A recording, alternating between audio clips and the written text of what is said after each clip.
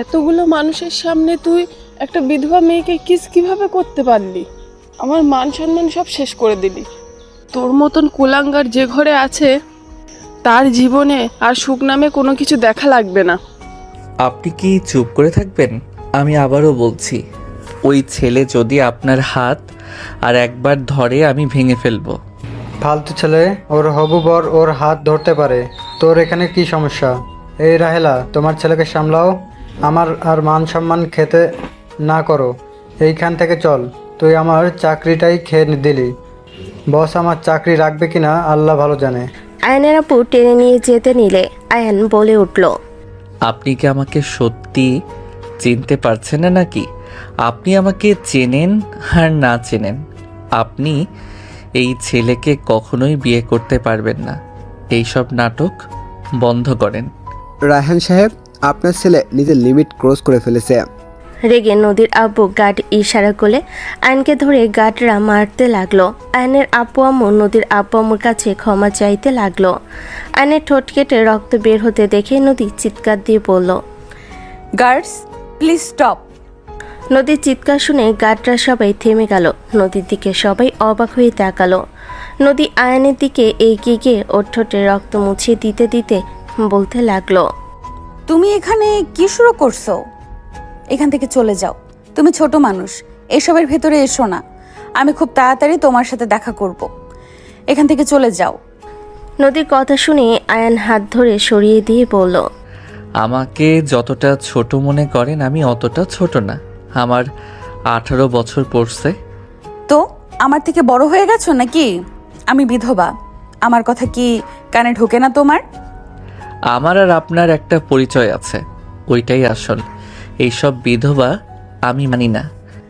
So funny, তুমি জানো তুমি কি বলছো? ওইটা একটা অ্যাক্সিডেন্ট। আমাকে আর ওই ছেলেকে দেখছো, আমাদের কত সুন্দর মানাচ্ছে দেখো। নদী কথাগুলো বলে রনির পাশে দাঁড়ালো। রনির হাত ধরতেই আয়ান রাগী বলল, একদম বাজে দেখা যাচ্ছে, ওর হাত ছাড়েন, আমার রাগ হচ্ছে। এই নদী, তুই ওকে প্রশ্রয় কেন দিচ্ছিস? এই গার্ড, ওকে মেরে ঘাড় ধাক্কা দিয়ে বের করে দে। ওই যেন এইবারের আশেপাশে আসতে যেন ভয় পায়। আয়ান, এখান থেকে চল, তুই কিন্তু বেশি বেশি করছিস। আম্মু, হাত ছাড়ো। গার্ড এসে মারতে লাগলো। নদী বলে উঠল, মাইর না খেয়ে এখান থেকে চলে যাও। আয়ান মার খেতে খেতে পড়ে গেল।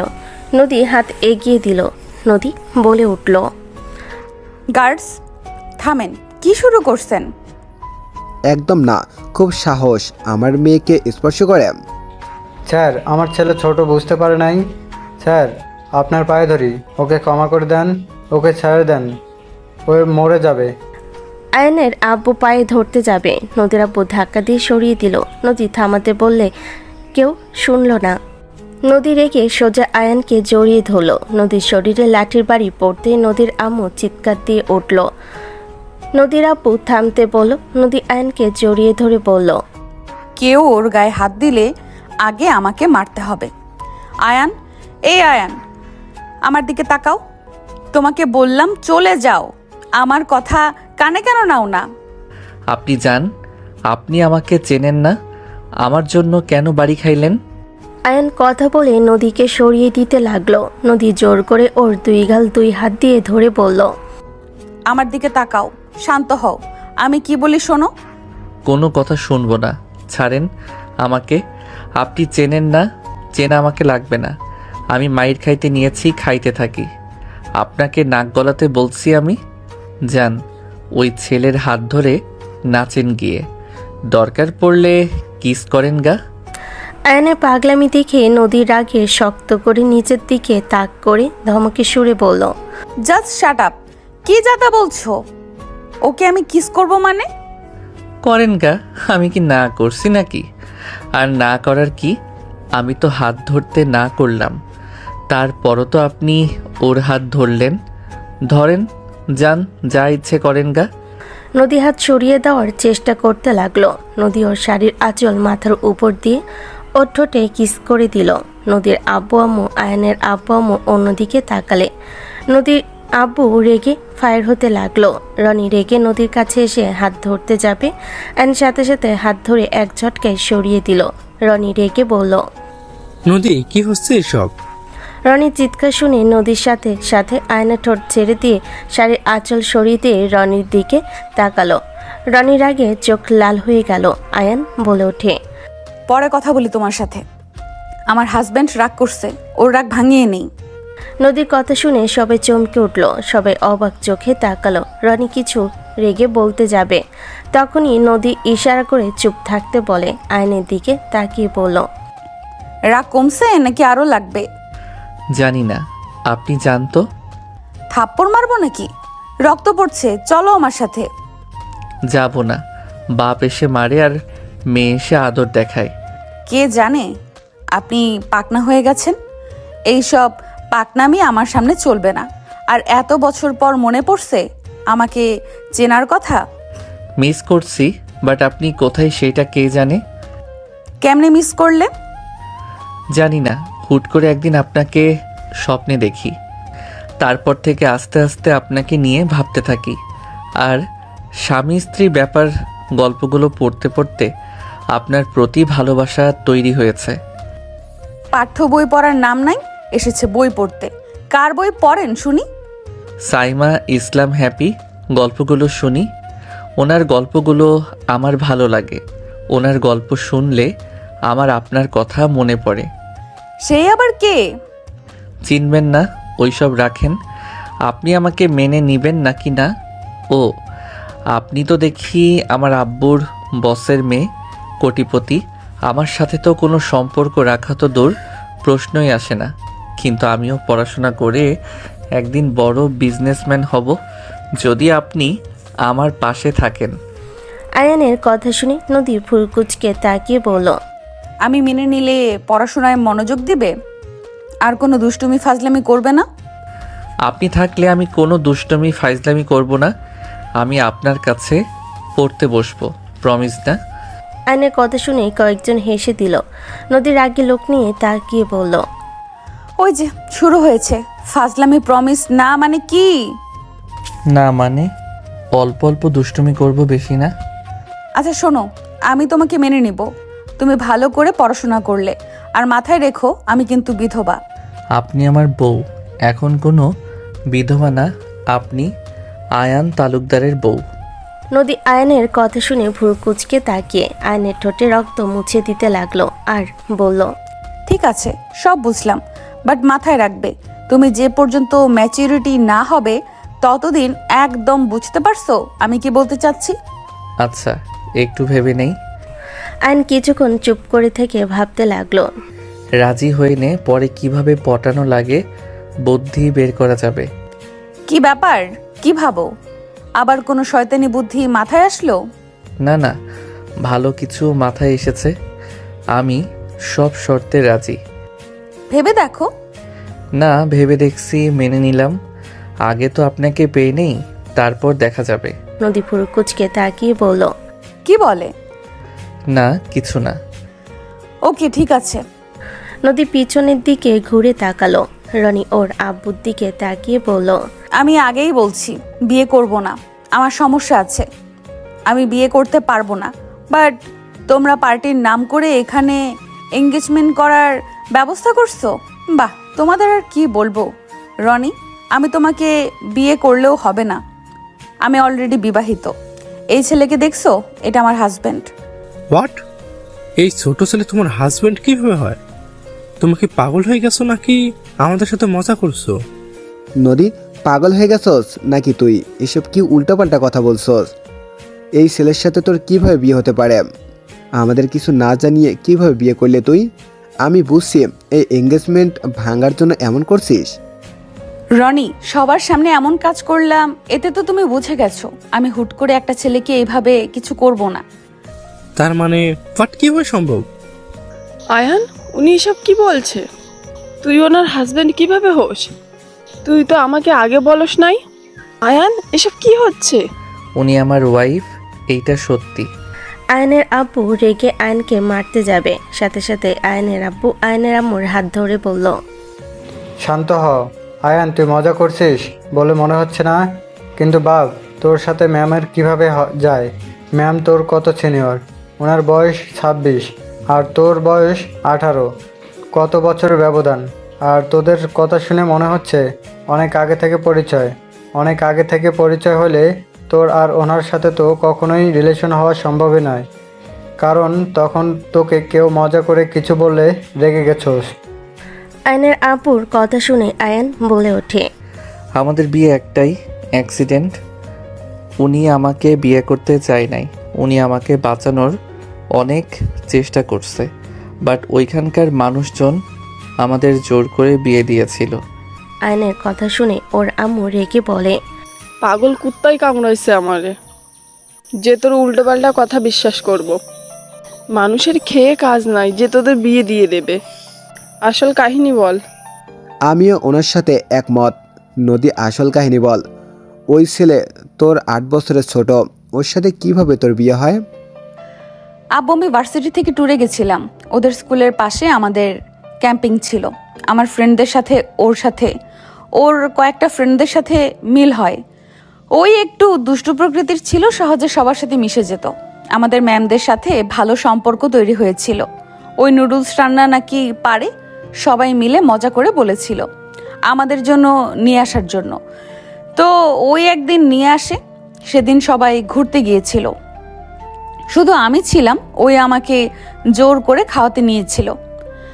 আমি মজা করছিলাম, পেছন থেকে কেউ পিক তুলে এমনভাবে তুলেছে দেখে মনে হয়েছিল আমরা উল্টাপাল্টা কাজ করছি। মেম্বারকে জানালে সবাই এসে জোর করে বিয়ে দিয়ে দেয়। তুই আগে কেন বলস নাই? এত কিছু হয়ে গেছে আর ওনারা আমাকে একবার জানানোর প্রয়োজন মনে করলো না? ওনারা সবাই ভয় পেয়ে গেছিল। তুমি জানলে যে ওনাদের চাকরি থাকতো না, তাই ওনারা ভয়ে বলে নাই। নদীর আপু রাগে হাত মুঠো করে নিল। নদীর আম্মু বলে উঠল, এখান থেকে চল। আয়ান, এখান থেকে যাব না গেলে বউকে নিয়ে যাব। এই বিয়ে আমি মানি না, আবার আমার মেয়েকে বউ বলস? আপনি মানলে কি আর না মানলে কি? আমার বউ মানলে আমার চলবে। আয়নের কথা শুনে নদীর আপু রেগে মারতে আসবে। নদী ধরে ফেলো। রনি রেগে বলে, আঙ্কেল, আমি আর এক মুহূর্ত এখানে থাকবো না। একে তো আপনার মেয়ে বিধবা, সব জেনে আমি বিয়ে করতে রাজি হয়েছিলাম, আর এখন কিনা এখানে এইভাবে নিয়ে এসে অপমান করলেন। আব্বুমু এখানে থাকবে নাকি যাবে? রনি, চুপ করেন, আমাকে একদম ধমক দিয়ে কথা বলবেন না, যত সব। আম্মু দাঁড়িয়ে থাকবে নাকি যাবে? বোন, তোর মেয়ে যে নাটক করলো, সত্যি কিছু বলার নেই। আমাদের এভাবে অপমান না করলেও পারতি। আমার ছেলে তোর বিধবাকে বিয়ে করতে চাইছিল, এইটাই তোদের সৌভাগ্য। আর সেখানে তোর মেয়ে কিনা, সি, তোর মেয়ে আসলে খারাপ। ওই যেখানে যায় সেখানে ঝামেলা হয়। জামাইকে 2 বছরে খেয়ে ফেললো, আবার এক জায়গায় গেছে ওই পিচ্চি ছেলেটার জীবন নষ্ট করে দিল। ভাগ্য ভালো আমার ছেলের সাথে বিয়ে হয় নাই, বিয়ে হইলে আমার ছেলে খাইতো। নদীর চোখে পানি দেখে আয়ন রাগে বলে উঠল, জোকার মার্কা ছেলেকে নিয়ে এসে আবার বড় বড় কথা। আমার বউয়ের নখের যোগ্য না, এসেছে আবার বিয়ে করতে। যে না ছেলে নাম রাখছে পিয়ারা। আয়নের কথা শুনে সবাই পিছনের দিকে তাকালো। রনি রেগে মারতে আসতে লাগলো। আয়নের আম্মু বলে উঠল, আয়ান চুপ কর, ওনার ব্যাপারে নাক গলাবি না। কিসের চুপ থাকবো? আমার বউকে অপমান করবে এই কালনাগিনী আন্টি, আর আমি চুপ করে থাকবো নাকি? আয়নের কথা শুনে কয়েকজন মিটিমিটি হাসতে লাগলো। রনি রেগে আয়ানকে মারতে যাবে। আয়ান সাইড কেটে সোজা পায়ের পিছনে মেরে বসিয়ে দিল। সবার চোখ বড় বড় হয়ে গেল। রনি রেগে বলল, তোকে আমি মেরে ফেলবো। তোর এত বড় সাহস, আমাকে মারোস? এই চুপ থাকেন কালনাগিনীর পোলা। আয়ান, বেয়াদবির লিমিট ক্রস করিস না। ওনাদের কাছে ক্ষমা চা। চাইবো না। আমি কেন ক্ষমা চাইবো? আমার বউকে অপমান করবে আর আমি তাদের কাছে ক্ষমা চাইবো? এইটা কখনোই সম্ভব না। বেয়াদব ছেলে, তোর এত বড় সাহস, আমাকে কালনাগিনী বলস, আবার আমার ছেলেকে মারস। এই তোরা তাকিয়ে কি দেখছস? ওই পিচ্চিকে মার। কয়েকজন ছেলে এগিয়ে আসতে নিলে নদী সোজা আয়ানের সামনে গিয়ে দুহাত দিয়ে দুদিকে থামানোর জন্য বলল, খালামুনি অতিরিক্ত বুঝবেন না, কেউ যদি ওর গায়ে হাত তোলো আমি তাকে ছাড়বো না। আয়নের কথা শুনে নদী মুগ্ধ হয়ে গেল। আয়ান নদীর কোমর ধরে সাইডে রেখে বলল, বউ সাইডে থাকেন, এখন দেখি কে মারে আমাকে। আয়ান নদীকে সরিয়ে দিল। আয়ন ছেলেগুলোর সাথে মারামারি করতে লাগলো। নদী ঠেকাতে যাবে, আয়নের আম্মু হাত ধরলে নদী তাকিয়ে বলল, আন্টি আমার হাত ছাড়েন, ওকে মেরে ফেলবে ওরা। এখানে দাঁড়াও। আয়নের আব্বু কিছু বলো। বৌমার সম্মানের ব্যাপার, সবগুলোকে মেরে ফেলে রাখ, বাকিটা আমি দেখে নেব। নদীর আব্বু আম্মু নদী অবাক হয়ে তাকালো। আয়ন এক এক করে মেরে মাটিতে বসিয়ে দিল। সবার চোখ ছানা বড়া হয়ে গেল। আয়ন খালামণির কাছে গিয়ে বলল, আমার বউয়ের নামে বদনাম করলে মুখে কথা বলার অবস্থায় থাকবে না। আয়ন কথাগুলো বলে চলে যেতে লাগলো। নদী আয়নের কাছে এসে বলল, অনেক শক্তি হয়েছে দেখছি, তা ওদের হাতে কেন মার খাইলে? আব্বু ছিল তাই। আঙ্কেল ছিল জন্য। ওর আব্বু ওকে মারামারি করতে নিষেধ করেছিল, যার কারণে ও মারামারির ভিতরে যায় না। মারামারি শিখা লাগবে না, চলো বাসার ভেতরে, তোমার ক্ষত স্থানগুলো ব্যান্ডেজ করে দেই। না, যাব না, আঙ্কেল আন্টি আমাকে মেনে নেয় নাই।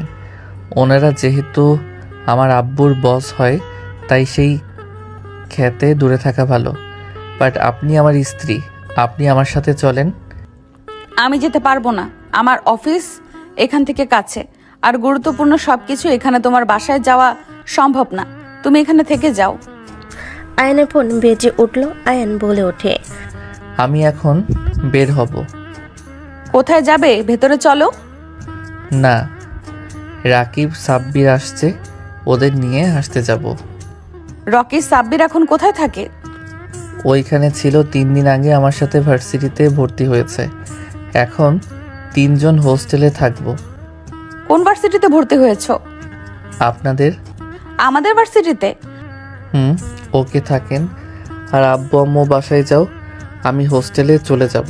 আর হ্যাঁ, আমি এখান থেকে যাওয়ার পর আমার বাপ মাকে কেউ অপমান করলে তার কপালে দুঃখ আছে। আয়ন নদীর কপালে চুমু দিয়ে দৌড়ে চলে গেল। নদী কিছুটা লজ্জা বোধ করলো। নদী আয়নের আব্বু আম্মুর দিকে তাকিয়ে বলল, uncle aunty, I am sorry, আমার জন্য আপনাদের অপমানিত হতে হইল। ম্যাম, সরি বললেন না, এখানে আপনার দোষ নাই, আমার ছেলেটাই ঝামেলা তৈরি করে সব জায়গায়। বিয়াই, আপনার ছেলে ঝামেলা করলেও আমি আপনার ছেলেকে মেয়ের জামাই হিসেবে মেনে নিয়েছি। আমার মেয়ের জন্য একদম পারফেক্ট। কি যাতা বলছো? ঠিক বলেছি।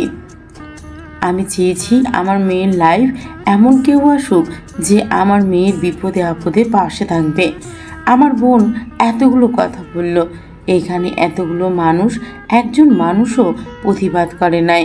আমি মা হিসেবেও কিছু বলতে পারি নাই, আর সেখানে ওই যোগ্য স্বামী হিসেবে দায়িত্ব পালন করেছে। নদী, আমি তোকে বলছি, আয়নকে দূরে সরিয়ে দিস না। ছোট হয়েছে তো কি হয়েছে, হাজব্যান্ড হিসেবে যে তোকে কেয়ার করতে পারবে, ভালোবাসতে পারবে, সেই বড় হোক ছোট হোক, ওটাই কোনো ব্যাপার না। কেয়ার করা, ভালোবাসাটাই মেন। নদীর আম্মুর কথা শুনে নদীর চাচি বলে উঠল, একদম ঠিক কথা বলেছেন ভাবি। আয়ানকে আমিও মেয়ের জামাই হিসাবে মেনে নিয়েছি। এই রনির থেকে 1000 গুণ বেটার আছে। সুদর্শন, স্মার্ট, সব দিকে পারফেক্ট আছে। খালা রাগী লোক নিয়ে তাকালে নদীর চাচি মুখ ভেঙচি দিল। আয়নের আব্বু বলল, ক্ষমা করবেন স্যার, আমার ছেলে ছোট হলেও দায়িত্ববান আছে। উনি আমার ছেলের বউ, সেহেতু আমার ছেলের বউকে জোর করে বিয়ে দেওয়ার চিন্তাও করেন না। আমার ছেলের পাল্লায় পড়ছে ও ভালোই খারাপের খারাপ। আমি চাইলেও ওদের দূরে রাখতে পারবো না। আমার ছেলে একবার যে জিনিসের প্রতি আগ্রহ দেখায় সেটাই নিজে করে ছাড়ে। এটাই ছোট থেকে ওর জিদ বেশি। বৌমা, ভালো থেকো। দুজন সালাম দিয়ে চলে গেল। এইদিকে আয়নুর বন্ধুদের সাথে কুশল বিনিময় করলো। রাকিব বলে ওঠে, এই অবস্থা কেন তোর? তোকে কে মেরেছে? ওই অনেক বড় কাহিনী। বাইকে উঠে 2 জন। দুজন বাইকের ওপর উঠল। রাকিব বললে উঠল, তুই তো তোর আব্বু আম্মুর সাথে বসের পার্টিতে গেছিলি, তা কি এমন হলো যে এমন অবস্থা হলো? ভাই, ওইখানে গিয়ে আমার অনেক বড় লাভ হয়েছে। যেতে চাচ্ছিলাম না, জোর করে আব্বু নিয়ে গেল। গিয়ে ভালোই হয়েছে। আব্বুর বসের মেয়ে নদী। আয়নের কথা শুনে সবাই চমকে উঠল। আয়ন সব খুলে বলতে বলতে হোস্টেলে চলে আসলো। তিনজন বাসার ভিতরে গেল। দুজন লাগেজ রেখে বলল, হে হে, তাই বলে নদী আপু সবার সামনে তোকে কিস করলো? আহা, কি রোমান্টিক সিন। ধুর, মজা নিবি না? যাই হোক, কি খাবি বল, অর্ডার দেই। ওকে, হাসবো না, যা বিরিয়ানি। এখানে তেহেরিটা বেশি মজা, ওইটা অর্ডার দেই। ওকে। আয়ন অর্ডার দিয়ে দিল। রাকিব সাব্বির ফ্রেশ হয়ে খাটে বসলো। আয়ন ওয়াশরুমে গিয়ে গোসল করে আসলো। রাকিব বলে ওঠে, ভালো মার দিয়েছে তোকে। মজা নিচ্ছিস? আরে না, আচ্ছা ফার্স্ট বক্স আছে নাকি? আছে, ওয়েট।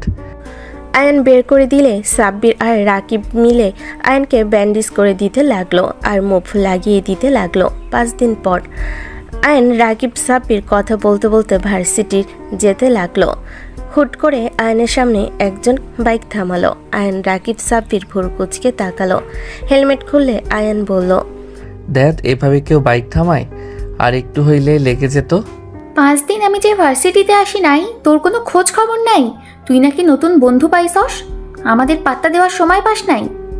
নতুন না, আমার স্কুল ফ্রেন্ড। ও, তুই তো বলছিলি ওরা এখানে ভর্তি হবে। হাই। আসসালামু আলাইকুম। ওয়ালাইকুম আসসালাম। এই তোর বন্ধুদের নিয়ে চল। যাব। আম্মু আব্বুর বিবাহবার্ষিকী, আমি ওনাদের সারপ্রাইজ দিব। আমাকে সাহায্য করা লাগবে, আমি একা সব করতে পারবো না। আর আম্মু তোকে দেখলে খুশিই হবে। আচ্ছা, বাকিরা আসবে নাকি? তুই তাহলে তোর বন্ধুদের নিয়ে আয়। তুই যা। আর সব কিনতে হবে নাকি কাউকে দায়িত্ব দিয়েছ? ওদের দায়িত্ব দিয়েছি, তোরা শুধু সাজিয়ে দিতে হেল্প করবি। ও আচ্ছা। তুলি চলে গেল। আয়ন রাকিব সাব্বির চলে গেল। তিনজন ভাড়া বাসায় গিয়ে গোসল করে খাবার খেয়ে বাইক নিয়ে বের হয়ে গেল। তিনজন বাসার ভিতরে গিয়ে বাইক থামাতে আয়নের বাকি ফ্রেন্ডরা আসলো। আয়ন দুইজনকে সবার সাথে পরিচয় করিয়ে দিল। সবাই মিলে সোজা বাসার ছাদে চলে গেল। সবার সাথে মিলে তিনজন সাহায্য করতে লাগলো। 8টার দিকে সবাই ক্লান্ত হয়ে পড়ল। আয়ান বলে উঠল, ওই বেডি ঠান্ডা কিছু খাওয়া, গলা শুকিয়ে গেছে। তুই আয়, আর বাকিরা থাক, তোদের দেখলে আম্মু সন্দেহ করবে। দোস্ত, আমি আসি। আয়। তিনজন কথা বলতে বলতে নিচে যেতে লাগলো। তিনজন নিচে নামতেই তুলির আম্মু বলল, আরে আয়ান, তুমি? তুলির আম্মুর কথা শুনে সবাই আয়ানের দিকে তাকালো। আয়ান সামনের দিকে তাকাতেই চমকে গেল। আয়ান হাসি মুখে বলল, আসসালামু আলাইকুম আন্টি, কেমন আছেন? ওয়ালাইকুম আসসালাম, ভালো। তুমি কেমন আছো? আর কখন এসেছো? তুলি তো কিছু বললো না আমাকে। আমি বলতে না করছিলাম, আন্টি অনেক গলা শুকিয়ে গেছে, ঠান্ডা কিছু খেয়ে আসি। আচ্ছা যাও। এই ছেলে তোমাদের নতুন ফ্রেন্ড নাকি? জি। রাকিব সালাম দিলে তুলির আম্মু সালামের উত্তর নিল। আয়ান নদীর আব্বু আম্মুর দিকে তাকিয়ে থেকে রান্নাঘরে গেল। তিনজন। নদীর আম্মু বলে উঠল, আফা, এই ছেলেকে চেনেন? হ্যাঁ, তুলির ফ্রেন্ড, অনেক ভালো একটা এই ছেলে। ও আচ্ছা। আয়ান রাকিব তুলি দুষ্টামি করতে করতে রান্নাঘর থেকে বের হইলে আয়ান বলে ওঠে, আন্টি, আপনার মেয়ে আমার কি অবস্থা করে দিল। আয়ানের কথা শুনে তুলির আম্মু হেসে দিল। তুলির আম্মু বলে ওঠে, আয়ানকে এভাবে ভিজিয়ে দিছস কেন? আম্মু আমাকে আগে দিয়েছে, আমি স্পিড খাচ্ছিলাম, ওই বোতল নিচে ধরে আমাকে আর রাকিবকে ভিজিয়ে দিয়েছে। ইয়ে মানে আন্টি, আমি কিছু করি নাই, আমাকে একটু দিচ্ছে না দুইজন, তাই আর কি। মিথ্যা বলিস না। তুলির আম্মু হাসতে লাগলো। আয়ান তুলির ওড়না দিয়ে মুছে দৌড়ে চলে গেল। 10টার দিকে আয়ান রাকিব সাব্বির তিনজন রেডি হয়ে গিফট নিয়ে আসলো। আয়ান সাব্বির রাকিব ছাদে উঠে সোজা তুলির আব্বু আম্মুকে অভিনন্দন জানিয়ে গিফট দিয়ে বলল, আমার তরফ থেকে ছোট gift. Thank you so much এত সুন্দর করে সাজিয়ে দেওয়ার জন্য। আমি একটু বুঝেছিলাম দুষ্টুগুলো কোনো কিছু করছে। সবাই হেসে দিল। আয়নের গালে হাত বুলিয়ে দিল। আয়ান সাইডে তাকাতেই আয়ান কিছু বলার আগেই রাকিব সাব্বির নদীর সামনে গিয়ে বলল, আসসালামু আলাইকুম। ওয়ালাইকুম আসসালাম। কেমন আছিস দুই ফাজিল? ভালো আপু, আমরা কিন্তু আর ফাজিল নয়, আমাদের মতো ভদ্রপোলা একটাও পাবে না। রাকিবের কথা শুনে নদী দুজনের কান ধরে বলে, তাই না? এ মানে আপু ছাড়ো, লাগছে। এই তোমরা আপুকে চেনো? হ্যাঁ আপু, এখনো হ্যাঁ আপু, এখানে তুলে কি হয়? আমার কাজিন। ও আচ্ছা। আচ্ছা সবাই চলো আম্মু আব্বুর সামনে। তুলির কথাই সবাই গিয়ে কেকের পাশে দাঁড়িয়ে গেল। আয়ন নদীর দিকে তাকিয়ে থাকতে লাগলো। নদীর চোখ পড়তে আয়ন চোখ মারল। নদী ভুরু কুচকে তাকালো। আয়ন ফ্লাইং কিস করলো। নদী মনে মনে হাসতে লাগলো। নদীর আব্বুর চোখে পড়ল, উনি চোখ সরিয়ে নিল। তুলির আব্বু আম্মু কেক কাটতে লাগলো। কেক কেটে তুলি নদীর আব্বু আম্মু নদীকে খাওয়াই দিতে লাগলো। আয়নের সাথে ওর ফ্রেন্ডরা সবাই খাওয়াই দিতে লাগলো। আয়নের সব বন্ধুরা দুষ্টামি করে কেক একে অপরের গালে লাগিয়ে দিতে লাগলো। সবাই মজা করতে লাগলো। হুট করে একটা ফ্রেন্ড নদীর গালে দিতে যাবে, সাথে সাথে আয়ন হাত ধরে বলল, দূরে যা, ওনাকে ধরবি না। আয়নের কথা শুনে ওর ফ্রেন্ডরা বলল, সবাই তো সবাইকে দিচ্ছে, আপুকে দিতে দে, হাত সরা। দূরে থাকতে বলছি না, দূরে যা। আমার রাগ তুললে ছাদ থেকে ফেলে দিব। আয়নের কথা শুনে ভয়ে চলে গেল। সবাই নদীকে দিতে আসলে আয়ন নদীকে প্রোটেকশন দিতে লাগলো। সবাই নদীকে না দিতে পেরে আয়নের সারা মুখ দিয়ে ভরিয়ে দিতে লাগলো। সবাই মজা শেষ করে সবাই মুখ ধুইতে চলে গেল। খাবার খেতে সবাই নিচে গেল। তুলি আয়নকে বলল, শালা তুই কি আমার বোনের উপরে ক্রাশ খাইছস নাকি? লাভ নাই, আপুকে পটাতে পারবি না কখনোই। তাই নাকি? পটিয়ে নিব তোকে, অত ভাবা লাগবে না। পারলে কর যা। ওকে থাক, এখন প্রপোজ করি। আয়ন একটা গোলাপ নিয়ে সোজা নদীর পিছনে দাঁড়িয়ে নদীর কাঁধে হাত দিয়ে নদীকে ঘুরিয়ে কিছু বলবে, তখনই আয়ন হাঁটু গেড়ে বসে বলল, ভিড়ের মাঝে তুমি আলাদা, একটু অন্যরকম আলো। তোমায় দেখলেই মনটা কেন জানি ভালো লাগে।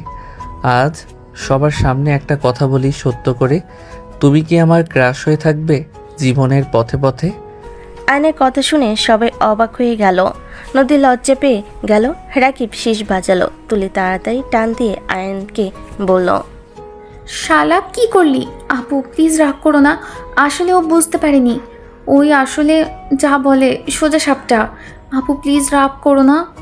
এই কুচুর দল, কি করলি তুই? আপু উঠে, আপু আসে না আর তুই কিনা তাকে হ্যারাসমেন্ট করছিস। ধুর কচু ছাড়। আয়ন তুলিকে সরিয়ে দিয়ে বলল, বৃষ্টি যেমন ভালোবাসে মাটি, আমি তেমন তোমার সাথী। জীবনের সব রং মিলে থাকতে চাই তোমার হৃদয় জুড়ে। আমার ফুলটা গ্রহণ করে নেন না। তুলির আম্মু কিছু বলতে যাবে, সাথে সাথে রাকিব বলল, আপু নিয়ে নাও, আর দেরি করো না, আবার এর মাথা গরম হয়ে যাবে, তখন আমাদের বিপদ হয়ে যাবে, নিয়ে নাও। তুলির আম্মু রেগে যেয়ে বলতে যাবে, সাথে সাথে নদী গোলাপটা নিয়ে নিল। লজ্জায় বলে উঠল, ফাজিল ছেলে, এতগুলো মানুষের ভেতরে এইভাবে কেউ বলে? ফাজলামি বন্ধ করে এখান থেকে খেয়ে বাসায় গিয়ে পড়তে বসবে। নদীর কথা শুনে নদীর আব্বু আম্মু রাকিব সাব্বির বাদে সবাই অবাক হয়ে তাকিয়ে থাকলো। আয়ান উঠে বলল, দেখ, সব কিছুতে এত পড়া টেনে নিয়ে আসেন কেন? এত সুন্দর করে প্রপোজ করলাম, অন্য কোনো মেয়েকে করলে আদর করে আই লাভ ইউ বলতো। নদী রাগে লুক নিয়ে তাকিয়ে বলল, অন্য মেয়ের মুখে আই লাভ ইউ ডাক শুনতে মন চাইছে নাকি? নদী রেগে যেতে দেখে আয়ান বলে উঠল, আরে না, মজা করছি। সরো সামনে থেকে। আপু তুমি কি আয়নকে চেনো? তুমি তো একটুও রাগ করলে না। রাগ কেন করবে? আমি কি দেখতে খারাপ নাকি যে আমার প্রপোজ গ্রহণ করা যাবে না? কানের নিচে বাজাবো। তুই জানোস ওই কার বোন? ও যদি জানে তোর হাড্ডি ভেঙে ফেলবো। কার বোন? নোভা আপুর বড় বোন। কি? নোভা আপনার বোন? হ্যাঁ, নোভাকে তুমি চেনো নাকি? চিনি না মানে? হাড়ে হাড়ে চিনি। ওই বেডি তো আগামীকাল দেশে আসবে। যদি দেখে আমি তোমাকে প্রপোজ করছি, আমাকে মেরে ফেলবে। ওকে ভয় পাওয়ার কি আছে? কি যে আছে, সেইটা বলতে পারবো না। তুই আপুকে বউ কেন বলস? এই কথা রাখ, ক্ষুধা লাগছে। আয়নের কথায় সবার খাবার খেতে বসে পড়ল। খাওয়া শেষ হলে আয়ান বলে উঠল, আগামীকাল আপনার বাসায় যাব। আপনাকে নিয়ে আসতে আমার ছুটি আছে, ঘুরতে যাব।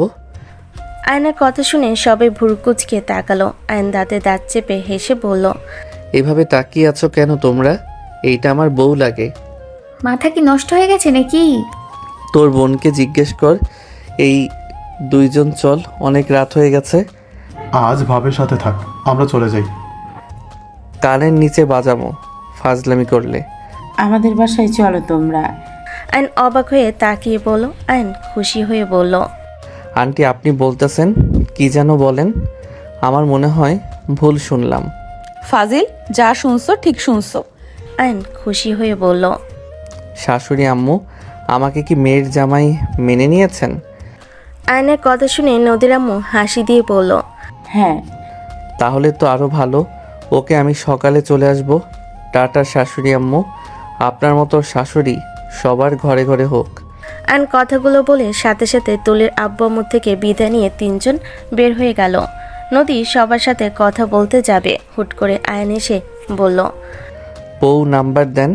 নদী ফোন নিয়ে ফ্রেশ হয়ে সামনে ধরে লক খুলে নাম্বার বের করে সেভ করে। হুট করে নদীর গালে কিস করে দৌড়ে চলে গেল। নদীর আব্বু রেগে বলল, বেহায়া একটা ছেলে। চুপ করো, ওর বউকে ওই কিস করছে, তাতে তোমার কি সমস্যা? তোমাকে কি বলছে ওদের দিকে তাকাতে? আপু, তাহলে সত্যিই তুমি ওর ওয়াইফ? বাট কেমনি কি? আয়ন তো কখনো কিছু বলেনি। আর ওর সাথে তোমার বিয়ে কিভাবে হয়? ও তো আমার সাথে তোমার 8 বছরের ছোট। সে অনেক কথা, পরে এক সময় বলবো। আচ্ছা, ওই পড়াশোনা কেমন করে? নাকি পড়াশোনা বাদ দিয়ে দুষ্টুমিতে মেতে থাকে? তুলি কিছু বলতে যাবে, সাথে সাথে একজন বলে ওঠে, ভাবি ওই পড়ে না, সারাদিন ভার্সিটিতে গিয়ে আড্ডা দেয়। কোথায় মারপিট আছে, কে প্রেম করে বিয়ে করবে, ওই সবের গুরু সেই। তুলি রাগী লুক নিয়ে তাকালো। ওর বন্ধুরা বিদায় নিয়ে চলে গেল। ওদিকে তিনজন বাসেই চলে গেল। অ্যান্ড বাইকে চাবি রেখে শার্ট খুলে ফুল পাওয়ারে ফ্যান দিলেও রাকিব বলে উঠল, তোর শাশুড়ি তোকে মেনে নিয়েছে, এখন তো হালা তুই ঘন ঘন ওইখানে যাবে। হিহি, তা তো যাবই। বউটার সাথে আর একটু ভাব জমিয়ে নেই। বাসরটা করি নাই, কত স্বপ্ন আছে। এই হালা, স্বপ্নে যাস না। বউ আছে, আগামীকাল চলে যাস তার কাছে। আমাদের বউ অনেক, যে বউকে আদর করবো। শালা ঘুমা। আয়ন ওয়াশরুম গিয়ে ফ্রেশ হয়ে প্যান্ট পাল্টিয়ে নিয়ে আয়ন খাটে এসে ঘুমিয়ে গেল। সকালে ঘুম ভাঙলে আয়ন ঘড়ির দিকে তাকিয়ে দেখে 8টা বেজে গেছে। আয়ন লাফ দিয়ে উঠে তাড়াতাড়ি করে গোসল করে রেডি হয়ে রাকিব সাব্বিরকে বলল, দোস্ত দরজা লাগিয়ে দে, আমি বাহিরে যাচ্ছি। যা। আয়ান চলে গেল। সাব্বির দরজা লাগিয়ে দিল। আয়ন বাইক নিয়ে সোজা নদীদের বাসায় চলে গেল। গেটের সামনে গেলে দারোয়ান আয়নকে দেখে গেট খুলে সালাম দিল। আয়ন সালামের উত্তর দিল হাসি দিয়ে। দারোয়ানও হাসি দিল। আয়ন বাইক ভিতরে রেখে বাইক নেমে সোজা সদর দরজার কাছে চলে গেল। কলিং বেল বাজাতেই কাজের লোক দরজা খুলে দিল। কাজের লোক কিছু বলবে তার আগেই আয়ন বাসার ভিতর ঢুকে যেতে লাগলো। আয়নকে কিছু বলার আগেই আয়ন বসার ঘরে চলে গেল। আয়ন নদীর আম্মুকে দেখে বলল, আসসালামু আলাইকুম শাশুড়ি আম্মু। আসসালামু আলাইকুম শ্বশুর আব্বু। আয়নের কথা শুনে সবে পিছনে ঘুরে তাকালো। নদীর আম্মু হাসি মুখে সালামের উত্তর নিল। নদীর চাচি বলে ওঠে, জামাই বাবা বসো। এতদিন পর আমাদের মেয়ের কথা মনে পড়লো? ইয়ে মানে আন্টি, মনে তো পড়ে, বাট শ্বশুর আব্বু যে চেহারা দেখলে ভয় লাগে। আয়নের কথা শুনে নদীর আম্মু চাচা চাচি মিটিমিটি হাসতে লাগলো। নদীর আব্বু রাগী লুক নিয়ে তাকালে তিনজন হাসি থামিয়ে চুপ হয়ে গেল। আয়ন বলে ওঠে, আমার বউয়ের রুমটা কোন দিকে? কাজের মহিলা মিটিমিটি হেসে হাত দিয়ে ইশারা করলে আয়ন সিঁড়ি পেয়ে চলে গেল। আয়ন ইশারা করলে চাচি বলে ওঠে, 6 নাম্বার রুমে দেখো। আয়ান রুম গুনে 6 নম্বর রুমের সামনে গিয়ে দরজা ধাক্কা দিলে দরজা লক খুলে ভিতরে প্রবেশ করলো। ভিতরে গেলে আয়নের চোখ বড় বড় হয়ে গেল। নদীর দিকে তাকিয়ে ক্রাশ খেয়ে গেল। আয়ন আস্তে আস্তে নদীর কাছে গেল, নদীর পায়ের কাছে বসে দুপা কোলের উপরে নিয়ে হাত বোলাতে লাগলো। নদী চমকে উঠল, থাপ্পড় মারতে যাবে, সাথে সাথে আয়ন হাত ধরে ঠোঁটে কিস করে দিল। নদী হাঁ হয়ে গেল। নদী তাড়াতাড়ি করে পা সরিয়ে নিয়ে বলল, ওই ফাজিল, এখানে কি করছো? আর এইভাবে আমার পায়ে পড়ছো কেন? আয়ন নদীর পা দুইটা টান দিয়ে নিজের কাছে নিয়ে এসে বলল, আপনার পা দুইটার উপরে ক্রাশ খেয়েছি। আপনি যদি অনুমতি দেন তাহলে আমি একটু আপনাকে ভালোভাবে দেখতাম। আয়নের কথা শুনে নদী লজ্জায় রাগী লোক নিয়ে পা সরিয়ে নিয়ে বলল, থাপ্পড় মারবো, একদম কাছে আসার চিন্তাও করবে না। পড়াশোনা ভালোভাবে করো, ভালো রেজাল্ট করলে আমাকে পাবে। ইন্টার পরীক্ষায় ভালো রেজাল্ট আনতে পারলে আমিও তোমার সাথে ভালো ব্যবহার করব। ধুর, ভালো লাগে না। সব সময় পড়াশোনার কথা বলো কেন? বউ হও, রোমান্টিক কথা বলবে, তা না খালি পড়া করো। আমার জামাই যে বিশ্ব পড়াচোর সেটা আমি খুব ভালো করেই জানি। শোনো, পড়াশোনা ছাড়া আমার কাছে কোনো মূল্য নাই। জামাই থেকে পড়াশোনা আগে নাকি? হ্যাঁ, তাই মনে করো। দেখ, থাকো তুমি তোমার পড়াশোনা নিয়ে, আমি আর আসবই না। আয়ন চলে যেতে নিবে, নদী টান দিয়ে খাটে বসিয়ে দিয়ে বলল, আমার ঘুম ভাঙলে কেন যদি চলে যাও? ঘুম ভাঙছি, ভালো করছি। আমার বই নিয়ে এসে দিয়ে যায়, বই ধরে বসে থাকেন। আয়ন চলে যেতে নিবে, নদী টান দিয়ে খাটের উপরে ফেলে দিয়ে আয়নের উপরে উঠে দুই হাত খাটের সাথে চেপে ধরল। আয়নের চোখ নদীর বুকের দিকে গেলে আয়ন নিজেকে কন্ট্রোল করতে কষ্ট হতে লাগলো। নদী বলে ওঠে, বই নিয়ে থাকবো, বইয়ের সাথে আমার এইটাও লাগবে। নদী কথাগুলো বলে ঠোঁট জোড়া নিজের দখলে নিয়ে নিল।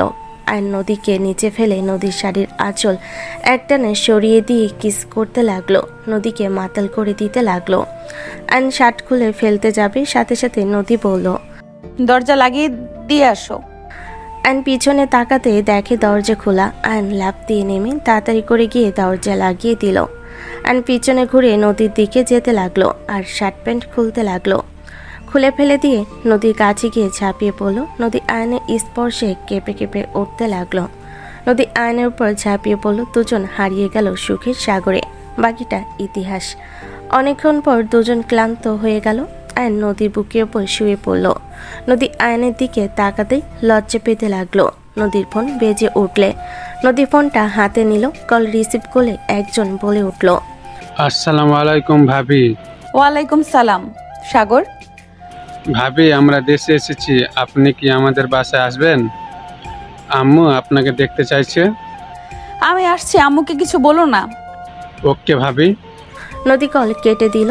নদী আয়নের দিকে তাকাতেই নদী এক ঝটকে সরিয়ে দিল। আয়ন খাট থেকে পড়ে গেল। আয়ন নদীর দিকে তাকিয়ে বলল, এইটা কি করলেন? আর ব্যথা পেলাম না। এভাবে কেউ ধাক্কা দেয়? নদী কিছু না বলে তাড়াতাড়ি করে আলমারি থেকে শাড়ি বের করে ওয়াশরুমে চলে গেল। আয়ন দৌড়ে গিয়ে নদীর হাত ধরে বলল, আমি আপনার সাথে গোসল করব, চলেন দুইজন একসাথে গোসল করি। আয়ন ভিতরে জোর করে ঢুকতে যাবে, নদী ধাক্কা দিয়ে সরিয়ে দিয়ে বলল, দূরে থাকো, এখান থেকে চলে যাও। চলে যাব মানে? এমন কেন করছেন? আমার থেকে দূরে থাকো, এই বাসায় আর আশা লাগবে না, এখান থেকে চলে যাও। আরে আজব তো, আপনার বাসায় কে আসতে চায়? আমি এখানে আপনার জন্য এসেছিলাম, নিজের ইচ্ছে কাছে টেনে নিলে আর এখন আমার সাথে নাটক করছেন। নদী কোনো কথা না বলে ধাক্কা দিয়ে সরিয়ে দিয়ে দরজা লাগিয়ে দিল। আয়নটাকে হাত মুঠো করে নিল। নদী গোসল করে বের হইলে আয়ন বলে ওঠে, আপনি আমার সাথে ওই রকম ব্যবহার কেন করলেন? তুমি এখনো যাও নাই কেন? আপনার থেকে জবাব শোনার জন্য বসে আছি। আপনি আমার সাথে এমন ব্যবহার কেন করছেন? আয়ান, আমার পক্ষে তোমার ওয়াইফ হয়ে থাকা সম্ভব না। তুমি এখান থেকে চলে যাও, আমি তোমাকে মেনে নিতে পারবো না। মানে কি? এতক্ষণ সব ঠিক ছিল, একটা কল আসার পর আপনি এমন ব্যবহার কেন করছেন? আপনাকে কে কল দিয়েছিল? আয়নের কথা শুনে নদী ধমকে সুরে পড়ল, কে কল দিয়েছিল সেই কৈফিয়ত কি আমি তোমাকে দেব নাকি? আমাকে কৈফিয়ত দিতে হবে না। আপনি যে ব্যবহার করছেন এইটা আমি মেনে নিতে পারছি না। তোমাকে মেনে নিতে কি বলছি নাকি? তুমি এখান থেকে যাও। আর শোনো, আমি খুব তাড়াতাড়ি তোমাকে ডিভোর্স পেপার পাঠিয়ে দিব। আমি আমার হাজবেন্ডের হয়ে থাকতে চাই সারা জীবন। আমি আমার লাইফে আর কাউকে নিয়ে আসতে চাই না। নদীর কথা শুনে আয়ন যেন থমকে গেল। আয়নের বুকের ভিতরে কেঁপে উঠল। আয়ন নদীর কাছে গিয়ে ওর গালে হাত রেখে বলল, তুমি আমার চোখের দিকে তাকাও। তুমি কেন এমন করছো? আমি কি তোমাকে আঘাত করেছি? আমার কোনো ব্যবহারে কষ্ট পেয়ে থাকলে আমাকে বলো, আমি তোমার কাছে ক্ষমা চাচ্ছি। আয়নের চোখে পানি টলমল করতে লাগলো। নদী আয়নের হাত সরিয়ে দিয়ে রেডি হতে হতে বলল, আয়ান, আমি আমার হাজবেন্ডকে ভালোবেসে বিয়ে করেছিলাম। আমি তার স্মৃতি নিয়ে থাকতে চাইছিলাম, কিন্তু হুট করে তুমি আমার লাইফে চলে এসেছো। আমি তোমাকে ভালোবাসতে পারবো না। আমি তোমার সাথে শারীরিক সম্পর্ক করছি। আমি তোমার স্বামীকে দেখতে পাইছিলাম। প্রথমে আমি তোমাকে ভেবে কথা বলে হুট করে তোমাকে আমার হাজবেন্ড মনে করে যা করছি বুঝতে পারছো। আমার দেবর কল দেওয়ার পর আমার ভাবনার জগৎ থেকে বের হয়েছি। আমার মাঝে মাঝে হ্যালুসিনেশন হয়। নদী আর কিছু বলতে যাবে, আয়না সহ্য করতে না পেরে হাত থামিয়ে দিয়ে বলল, ব্যস্ত, আর কিছু শোনার কোনো ইচ্ছে আর আমার নাই। আমার যা বোঝার বুঝে গেছি। আয়ন কথাগুলো বলে শার্ট পরে সোজা রুম থেকে বের হয়ে গেল। নিচে গেলে সবাই আয়নের দিকে তাকিয়ে কিছু বলতে যাবে, সাথে নোভা বলে উঠল, আয়ান, তুই এখানে? ওই, তুই কি আমাকে ফলো করে এসছিস নাকি? আয়ন নোভার কথা পাত্তা না দিয়ে চলে যেতে নিল। নদীর আম্মু বলল, আয়ান, কি ব্যাপার, এভাবে চলে যাচ্ছ কেন? নদীকে নিয়ে বের হবে না? আয়ান, কি ব্যাপার, এভাবে হনহন করে চলে যাচ্ছ কেন? চলে যাচ্ছে, যেতে দাও। এইভাবে ডাকার কি আছে? নদীর বাসা থেকে বের হয়ে গেল। নদীর আম্মু বলে উঠল, কি ব্যাপার আয়ান, কারো কোনো কথা না শুনে চলে গেল কেন? আর তুই কি ওর সাথে বের হচ্ছিস না? না, আমি আমার শ্বশুর বাড়িতে যাচ্ছি। আমার সাগর ওর ওয়াইফ আমার ননদ এসেছে। কি, আয়ান না তোকে নিয়ে আজ ঘুরতে যেতে চাইছে? সেখানে আয়ানের সাথে না গিয়ে ওইখানে কেন যাবি? গেলে রাতে যাস, ওর সাথে সময় কাটা। আমি ডিভোর্স নিব, তাই আমি ওর সাথে মিশতে চাই না। আর আব্বু আম্মু, আমি আমার মতো করে চলতে চাই। আর আমাকে কেউ আমার লাইফ নিয়ে কোনো প্যারা দিতে আসবে না। আমি কোনো বিয়ে শাদী করতে চাই না। নদী রেগে চলে গেল। নোভা ওর আব্বু আম্মুর দিকে তাকিয়ে বলল, তোমার মেয়ে এসব কি বলে গেল? আর আয়ানের সাথে ওর কিসের সম্পর্ক? আয়ানকে তোমরা কিভাবে চেনো? আয়ান নদীর হাজবেন্ড। হোয়াট? কেমনে সম্ভব? আপু আর আয়ানের বয়সের মধ্যে পার্থক্য, সেখানে ওরা হাজব্যান্ড ওয়াইফ কিভাবে হতে পারে? আর নদী আপু তো কখনোই বিয়ে করার কথা না। আর হলেও আমাকে তো একবার তোমরা জানালে না। আমি সব খুলে বলছি, তুই শান্ত হতো। এমনিতে এই নদীর কাণ্ড কারখানা আমার একদম ভালো লাগছে না। ছেলেটা কত আগ্রহ নিয়ে এখানে এসেছিল নদীকে নিয়ে ঘুরবে, সেখানে ছেলেটা রাগ করে চলে গেল। আর এই নদী অতীত নিয়ে এখনো পড়ে আছে। মাথার উপর দিয়ে যাচ্ছে, বলবে কি হচ্ছে এসব? নদীর আম্মু সবকিছু প্রথম থেকে খুলে বলল। নোভা সব শুনে বলল, কি? আপু তো কোনোদিন এসব বলে নাই। তাহলে তো 3 বছর আগে বিয়ে হয়েছে, আর একবার বাসায় কাউকে বললো না, বাট এখন আবার কি শুরু করছে? শুনলি কি বললো? এই মেয়েকে আমি পারি না। আচ্ছা বাদ দাও, আমি আয়ানের সাথে কথা বলে দেখবো পরে। নোভা কথা বলে রুমে চলে গেল। নদী সোজা ওর শ্বশুর বাড়িতে চলে গেল। নদীকে দেখে সবাই খুশি হলো। নদীর শাশুড়ি এসে জড়িয়ে ধরলো। নদী সবার সাথে ভালো সময় কাটাতে লাগলো। 10 দিন পর ইউনিভার্সিটি থেকে বের হয়ে বন্ধুদের সাথে কথা বলছিল। হঠাৎ করে চোখ গেল নদী একটা ছেলের বাইকের পিছনে বসে হাসাহাসি করছে। আয়ন আগে হাত মুঠো করে নিল। হঠাৎ করে আয়নের কাঁধে কারোর হাতের স্পর্শ পেলে আয়ন পিছনে ঘুরে বলল, আপনার সাথে ঝামেলা করার কোনো ইচ্ছে আমার নাই। আমি আগেই সরি বলছি। আয়ন কথাগুলো বলে চলে যেতে নিলে নোভা সোজা ওর হাত ধরে টেনে নিয়ে যেতে লাগলো। সবাই অবাক হয়ে তাকালো। কিছুটা দূরে গিয়ে নোভা বলল, পার্কে যাব। যান, আমাকে বলেন কেন? আর এইভাবে টেনে নিয়ে আসলেন কেন? আমি কি বলি কানে যায় না? বাইক চালাও, আমার তোমার সাথে গুরুত্বপূর্ণ কথা আছে নদীর সম্পর্কে। আমার ওনার ব্যাপারে কিছু শোনার ইচ্ছে নাই। ওর অতীত তোমার শোনার দরকার আছে, শুনে তারপর মন চাইলে তুমি চলে যাও। এখন বাইকে উঠে চলো। নোভা জড়াজড়িতে আয়ন বাইকে উঠলে নোভা বাইকে উঠে পড়লো। আয়ন বাইক চালিয়ে সোজা পার্কে নিয়ে গেল। দুজন একটা বেঞ্চিতে বসে পড়লো। নোভা 2টা আইসক্রিম কিনে আয়নকে একটা দিয়ে নিজে একটা খেতে খেতে বলল, আপুকে যে ছেলের সাথে যেতে দেখলে ওটাই আপুর দেবর সাগর, আপুর এক্স বয়ফ্রেন্ড। হোয়াট? দুলাভাই মারা যাওয়ার পর 1 বছর পর ওর সাথে আমার ব্রেকআপ হয় আপুকে নিয়ে। তোমার দুলাভাই মারা কিভাবে গেল? প্রথম থেকে বলি, দুলাভাই আপুর বয়ফ্রেন্ড ছিল। দুজন ভালোবেসে বিয়ে করেছিল। 2 ফ্যামিলি প্রথমে মেনে নিতে চায় নাই, পরে ওদের সুখে দেখে 2 ফ্যামিলি মেনে নেয়। আপু দুলাভাইয়ের লাইফটাই অনেক সুন্দর ছিল। তারা প্ল্যান করেছিল 5 বছর চুটি প্রেম করবে, 5 বছর পর তারা বাচ্চা নেবে, তারপর টোনাটুনি সংসার করবে। অনেক প্ল্যান করেছিল, কিন্তু তাদের ভাগ্য এতটাই খারাপ, 3 বছরের মাথায় দুলাভাই আপুর জন্য ভিসা করতে গিয়ে বাসায় আসতে গিয়ে বাইক একটা ট্রাক ধাক্কা মেরে দেয়। তাদের সকল স্বপ্ন ভেঙে চুরমার হয়ে যায়। ওনাকে বাঁচানো যায় নাই? না, ওনার মাথায় আঘাত পায়, ওখানেই মারা গিয়েছিল। আপু খবর পেয়ে ছুটে গেলে দুলাভাইয়ের লাশ দেখতে পায়। আপু পাগলের মতো কান্না করেছিল আর বারবার অজ্ঞান হয়ে যাচ্ছিল। আপু এই অকালে দুলাভাইয়ের মৃত্যু মেনে নিতে পারছিল না। আস্তে আস্তে ভাইয়াকে আপু কল্পনা করে। মাঝে মাঝে আপু একা কথা বলতো, এখনও নাকি মাঝে মাঝে হ্যালুসিনেশন করে। এক কথায় আপু দুলাভাইকে অসম্ভব ভালোবাসে। আমরা অনেক চেষ্টা করেছি এই ট্রমার থেকে বের করার, বাট কোনো কাজ হয় নাই। ওর শ্বশুরবাড়ির মানুষজনকে পর্যন্ত যোগাযোগ করতে না করা হয়েছিল। ও তাহলে আমার জায়গা কখনো তার মনে হবে না? তা কেন হবে? আমি যতটাই শুনলাম আপু তোমার প্রপোজ গ্রহণ করেছিল। কে জানে, হ্যালুসিনেশন হয়েছিল হয়তো।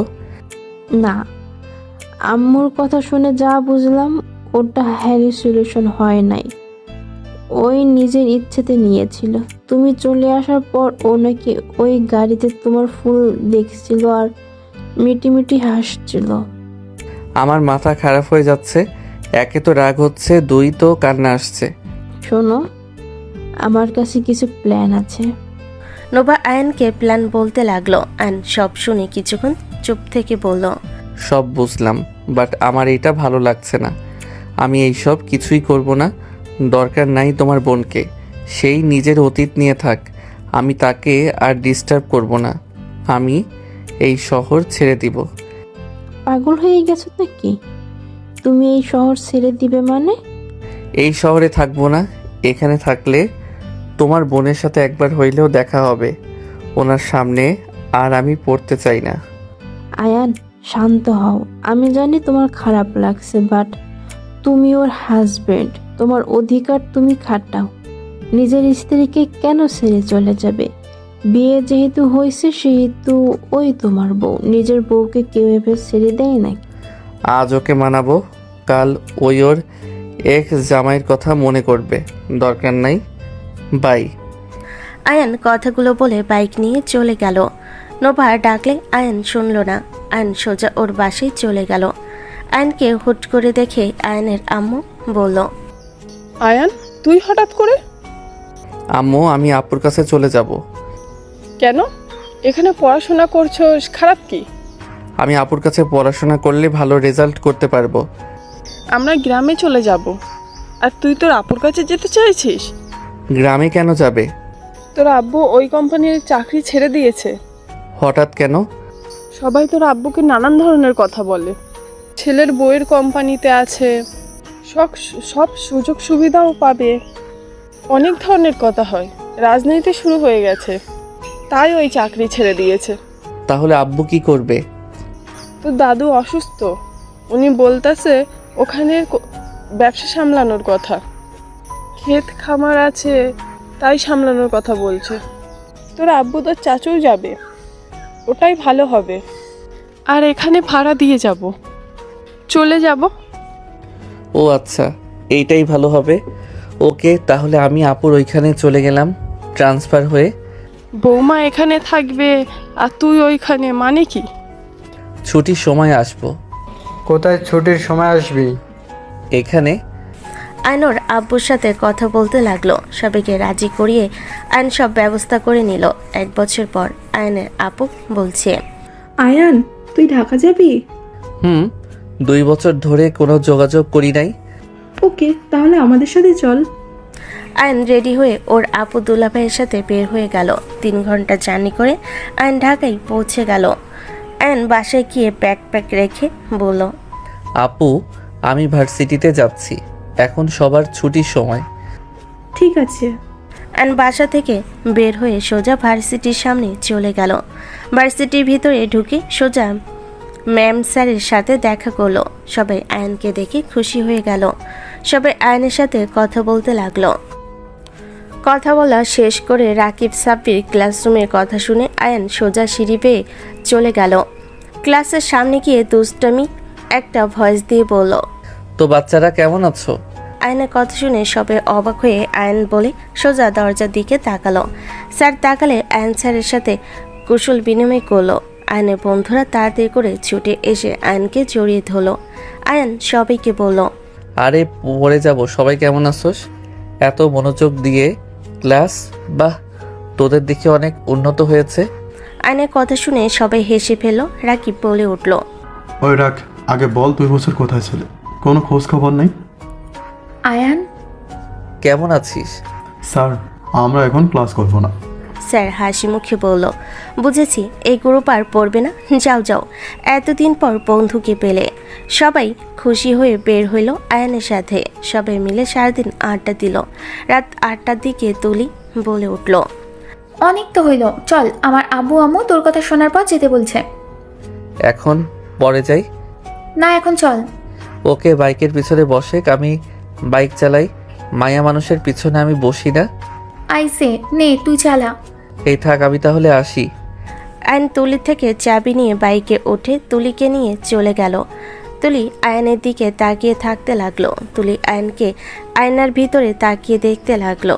আয়ন তুলিদের বাসার ভিতরে গিয়ে বাইক থামিয়ে বলল, এতদিন পর আঙ্কেল আন্টির সামনে যাব, কেমন একটা লাগছে। আরে চল, সবাই অনেক খুশি হবে। আয়ন তুলির পিছন পিছন যেতে লাগলো। তুলি ভিতরে প্রবেশ করে বলল, আম্মু সারপ্রাইজ। তুলি সামনে থেকে সরে গেল। আয়ন সামনের দিকে তাকিয়ে হাসি মুখে সালাম দিল। সালাম দেওয়ার সাথে সাথে আয়নের মুখ মলিন হয়ে গেল। সামনে মানুষদের দিকে তাকিয়ে তুলি আম্মু সালামের উত্তর নিল। আয়ন বলে উঠল, আন্টি ভালো থাকবেন, আমি পরে আসবো। আয়ান, আয়ন চলে যেতে নিয়ে দাঁড়িয়ে গেল। নোভা আয়নের কাছে এসে বলল, আমাদের উপরে রেগে আছো? না, আপনাদের উপরে কেন রাগ করব? আমার রাগ করার কোনো অধিকার নাই। সেখানে আমার রাগ করা তো বিলাসিতা। আয়ান আপু। আয়ন পিছনে তাকাতেই থমকে গেল। নদী হুইল চেয়ারে বসে আছে, কোলে একটা বাচ্চা। আয়ন নদীর দিকে যেন তাকাতে পারল না। আয়ন চোখ সরিয়ে নিল। নোভা বলে উঠল, তোকে কষ্ট দেওয়ার ফল আপু পেয়েছে। আপু তোর কাছে ক্ষমা চাইতে চাই, একবার আপুর কাছে যা। আমার কারো কাছে যাওয়ার ইচ্ছে নাই। তুলি, আমি বাসায় যাব। আপু আমার জন্য টেনশন করতে পারে। তোমার আপু এসেছে? হ্যাঁ। এই 2 বছর কি তোমার বোনের কাছেই ছিলে নাকি? ওইখানে ভর্তি হয়েছি। ও ভালোই।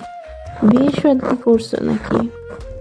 জব হইলে বিয়ে করব, এখন ওইসব প্ল্যান নাই। আপাতত সিঙ্গেল লাইফ ভালো। ও হ্যাঁ, আপনি তো ডিভোর্স লেটার বানিয়ে রাখছেন মনে হয়। এইবার ডিভোর্স লেটারে সাইন করে যাব ভেবে এসেছি। আয়ান, আমাকে কিছু সময় কথা বলার সুযোগ দিবে? বলেন, শুনছি। আপনার হাজবেন্ড ভাবেন না আবার? আমি আয়ান। আমি সুস্থ হয়ে গেছি। আয়ান, তুমি সেদিন আমার সাথে ছিলে না। কোন দিন, কেমনে কি? নদী আপু প্লিজ থামো। ওইটা কার সন্তান? এমনি ওর নাম দিও না। ওকে আঘাত কম করো নাই, আবার অন্যজনের পাপের ফল ঘাড়ে চাপাও না। নোভা, এটা আয়ানের সন্তান। আয়ান, তুমি বলো না, যেদিন তুমি আমাদের বাসা থেকে রেগে গিয়েছিলে সেদিন তুমি আমার সাথে ছিলে না। আয়ান, ওরা কেউ আমাকে বিশ্বাস করছে না। আয়ান, তুমি ছাড়া আমাকে কেউ স্পর্শ করে নাই। আমার পুরো মনে আছে। আয়ান, বলো না, সেদিন তুমি আমার সাথে ছিলে না। Just shut up. নদী, তুই থামবি? বাজে বকা বন্ধ কর। আয়ান বাবা, রাগ না করে এখানে বসো। আমার মেয়ের জন্য আমরা লজ্জিত। কার সন্তান পেটে রেখেছে আল্লাহ ভালো জানে। এইটা আপনার সন্তান? আয়ান, এটা আমাদের সন্তান হবে। আয়ান, বিশ্বাস করো, এটা তোমার সন্তান। ওরা আমার কথা কেউ বিশ্বাস করে না। আমার মনে আছে, তুমি ছিলে আমার সেকেন্ডতম পরপুরুষ যে আমাকে ছুঁয়েছিল। আরহাম আমাদের দুজনের সন্তান। নদীর কথা শুনে আয়ন বাচ্চাটার দিকে তাকালো। বাচ্চাটা নদীর কোলে বসা থেকে খেলছে ছোট ছোট বল দিয়ে। আয়ান নদীর কাছে যেতে লাগলো। আয়ান নদীর সামনে বসে বাচ্চাটার দিকে তাকালো। বাচ্চাটার দিকে হাত বাড়িয়ে দিলে বাচ্চাটা আয়নের কোলে ওঠার জন্য এগিয়ে আসতে নিল। পড়ে যাবে যাবে আয়ন ধরে ফেলো। আয়ন কোলে নিয়ে বলল, এটা কি সত্যি আমার ছেলে? আল্লাহর কসম করে বলছি আয়ান, এটা আমাদের সন্তান। আচ্ছা আয়ান, তুমি ডিএনএ টেস্টও তো করাতে পারবে। এইটা করলে তো সত্যিটা বের হয়ে যাবে।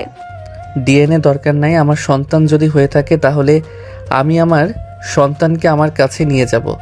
তাতে আমি কি করব? আমার সন্তানকে আমি আমার কাছে নিয়ে রাখবো।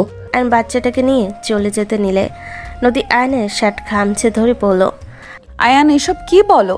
আয়ান, আরহাম ছাড়া আমার এই দুনিয়াতে কেউ নাই। আমার বাবা মা, আমার আত্মীয় স্বজন, কেউ আমার আপন না।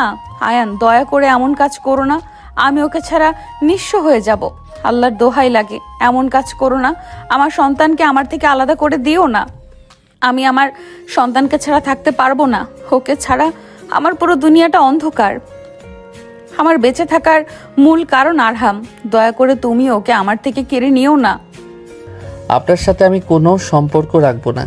আর সেখানে আপনার কাছে আমার ছেলেকে কেন রাখবো? আমাকে মেনে নিতে পারেন নাই, সেখানে আমার ছেলেকে মেনে নিয়েছেন। এইসব ভাবতেও হাসি পায়। আয়ান, আমার উপরে তোমার রাগ আছে, আমি জানি। দয়া করে সেই রাগের কারণে আমার সন্তানকে আমার থেকে নিয়ে যেও না। আয়ন শুনল না। বাবুকে নিয়ে চলে যেতে নিলে নদী আয়নকে ধরতে গিয়ে হুইল চেয়ার থেকে পড়ে গেল। সবাই নদী বলে চিৎকার দিল। আয়ন শুনল না। সাথে দরজার সামনে গেলে নদী কান্না করতে করতে বলল, আয়ান, আমার সন্তানকে নিয়ে যেও না। আয়ান, আমি তোমার কাছে আমার সন্তানকে ভিক্ষা চাচ্ছি। আমার থেকে কেড়ে নিও না। আমাকে তুমি ক্ষমা করে দাও। দয়া করে আমার সন্তানকে ফিরিয়ে দাও। আয়ন কোনো কথা না শুনে চলে গেল। নদী জোরে জোরে চিৎকার করতে লাগলো। আয়ন চলে গেল। নদী হাওমা করে কান্না করতে লাগলো। আয়ন বাবুকে নিয়ে দোকান থেকে পেসিফায়ার কিনে দিল। রিক্সা নিয়ে সোজা বাসায় চলে গেল। বাসায় গেলে আয়নের কোলে বাচ্চা দেখে আতিয়া অবাক হয়ে গেল। এই আয়ান, এই বাচ্চা কার? আমার। কি তোর? মানে তুই পাগল হয়েছিস নাকি? এই যার বাচ্চা দিয়াই, মা ছাড়া বাচ্চাটা থাকবে না। যা রেখে আয়। পাগলটা, সত্যি এই বাচ্চা আমার। যাই হোক আপু, তুমি তো ডাক্তার, তুমি এই বাচ্চা আর আমার ডিএনএ টেস্ট করতে পারবে?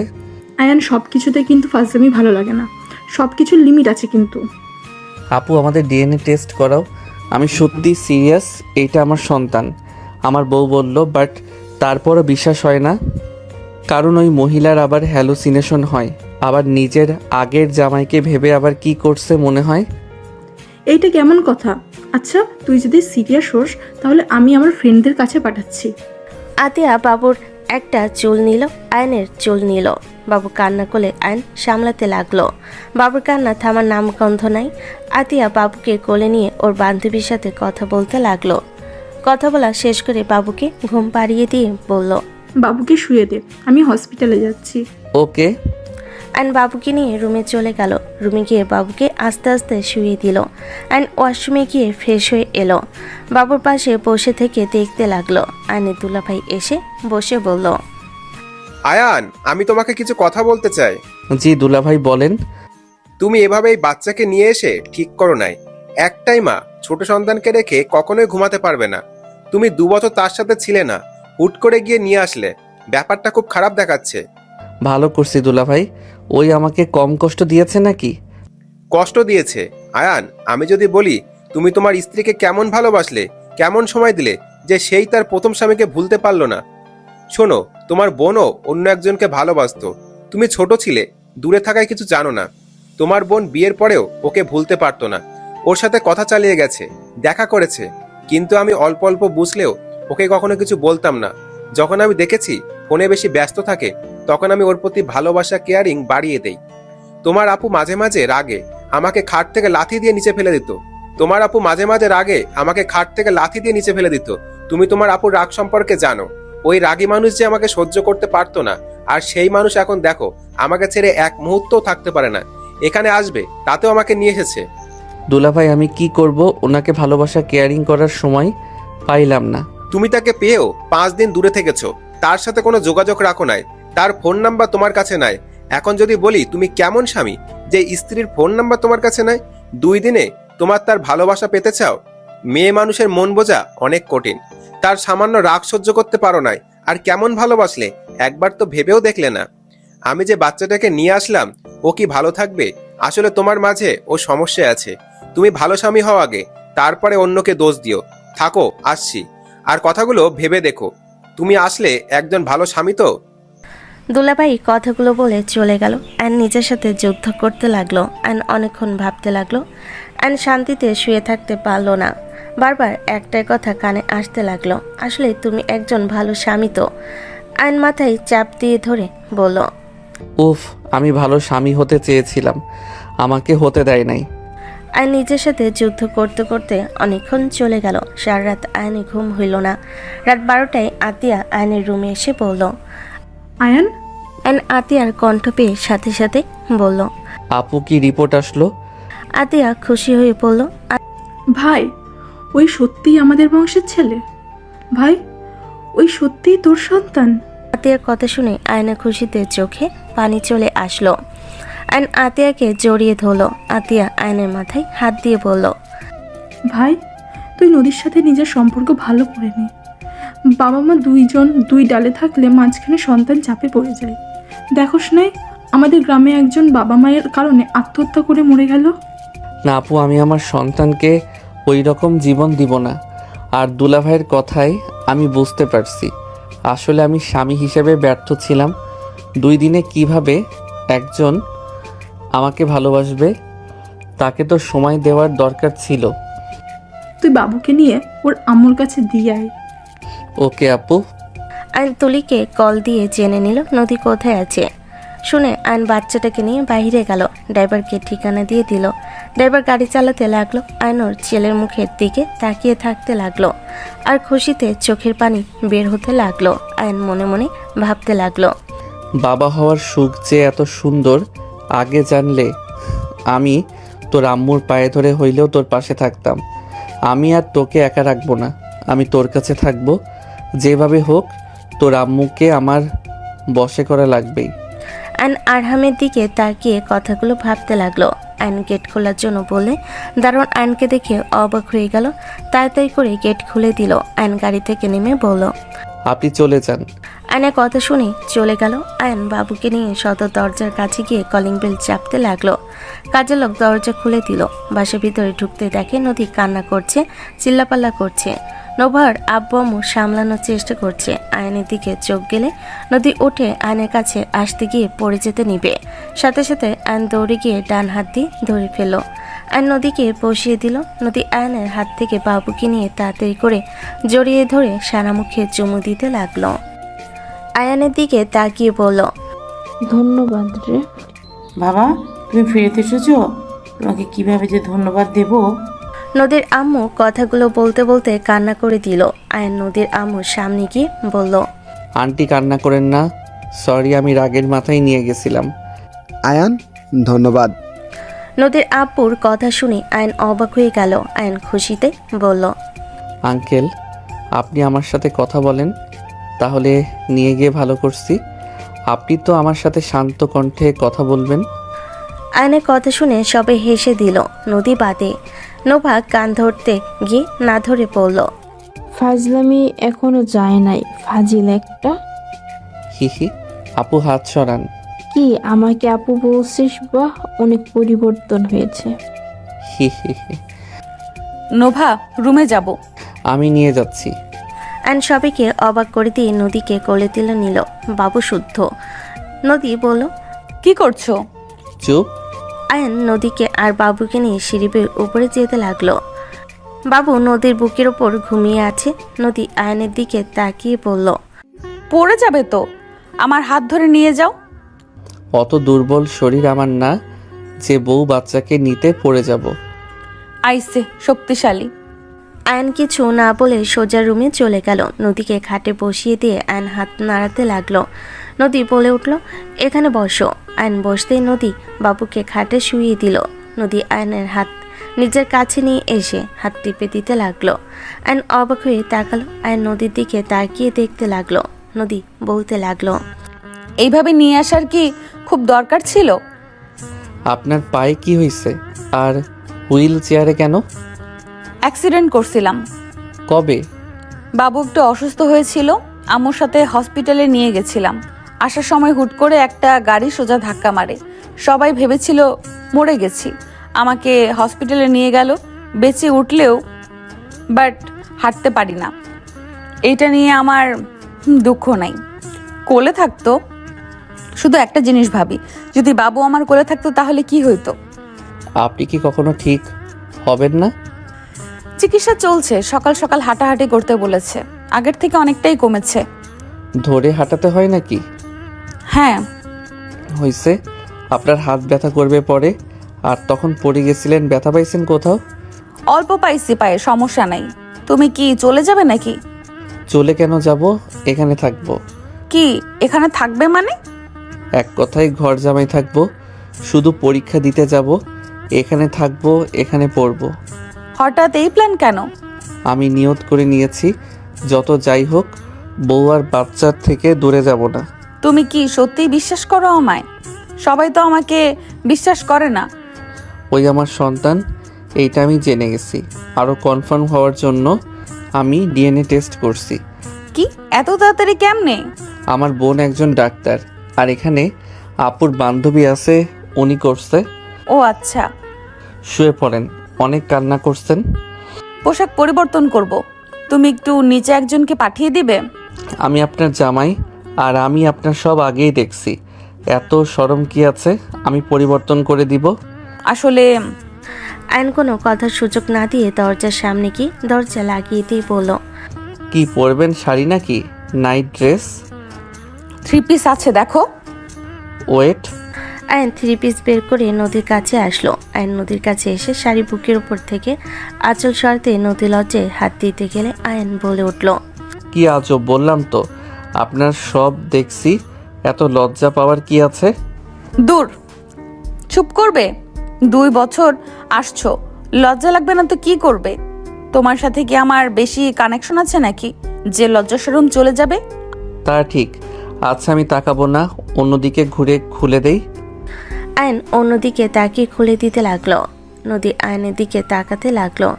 আয়নের হাতের স্পর্শে কেঁপে উঠতে লাগলো। আয়ন সব খুলে 3 পিস পায়জামা পরিয়ে দিই এক চোখ বন্ধ করে নদীর দিকে তাকাতেই নদী ফিক করে হেসে দিল। আয়ন নদীর হাসি দেখে ভুরু কুচকে তাকিয়ে থাকলো। আয়নের দিকে তাকিয়ে নদী নাকে হালকা করে টেনে দিল। আয়ন সোজা নদীর ঠোঁটে কিস করে দিল। নদী থ হয়ে গেল। আয়নের দিকে তাকালে আয়ন ভিলেন মার্কা হাসি দিয়ে বলল, থাকেন, ওয়াশরুমে যাই।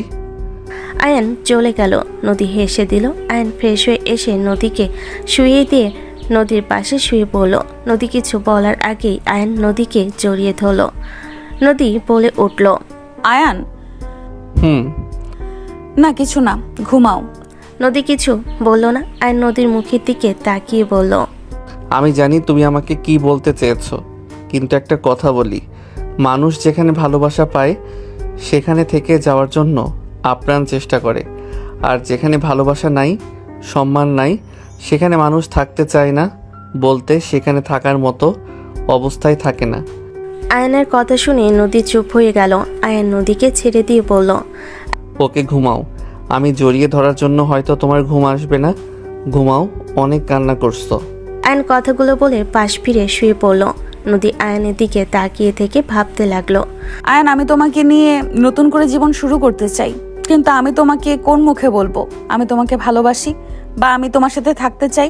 তুমি যখন আমার হয়ে থাকতে এসেছিলে তখন আমি তোমাকে দূরে সরিয়ে দিয়েছিলাম।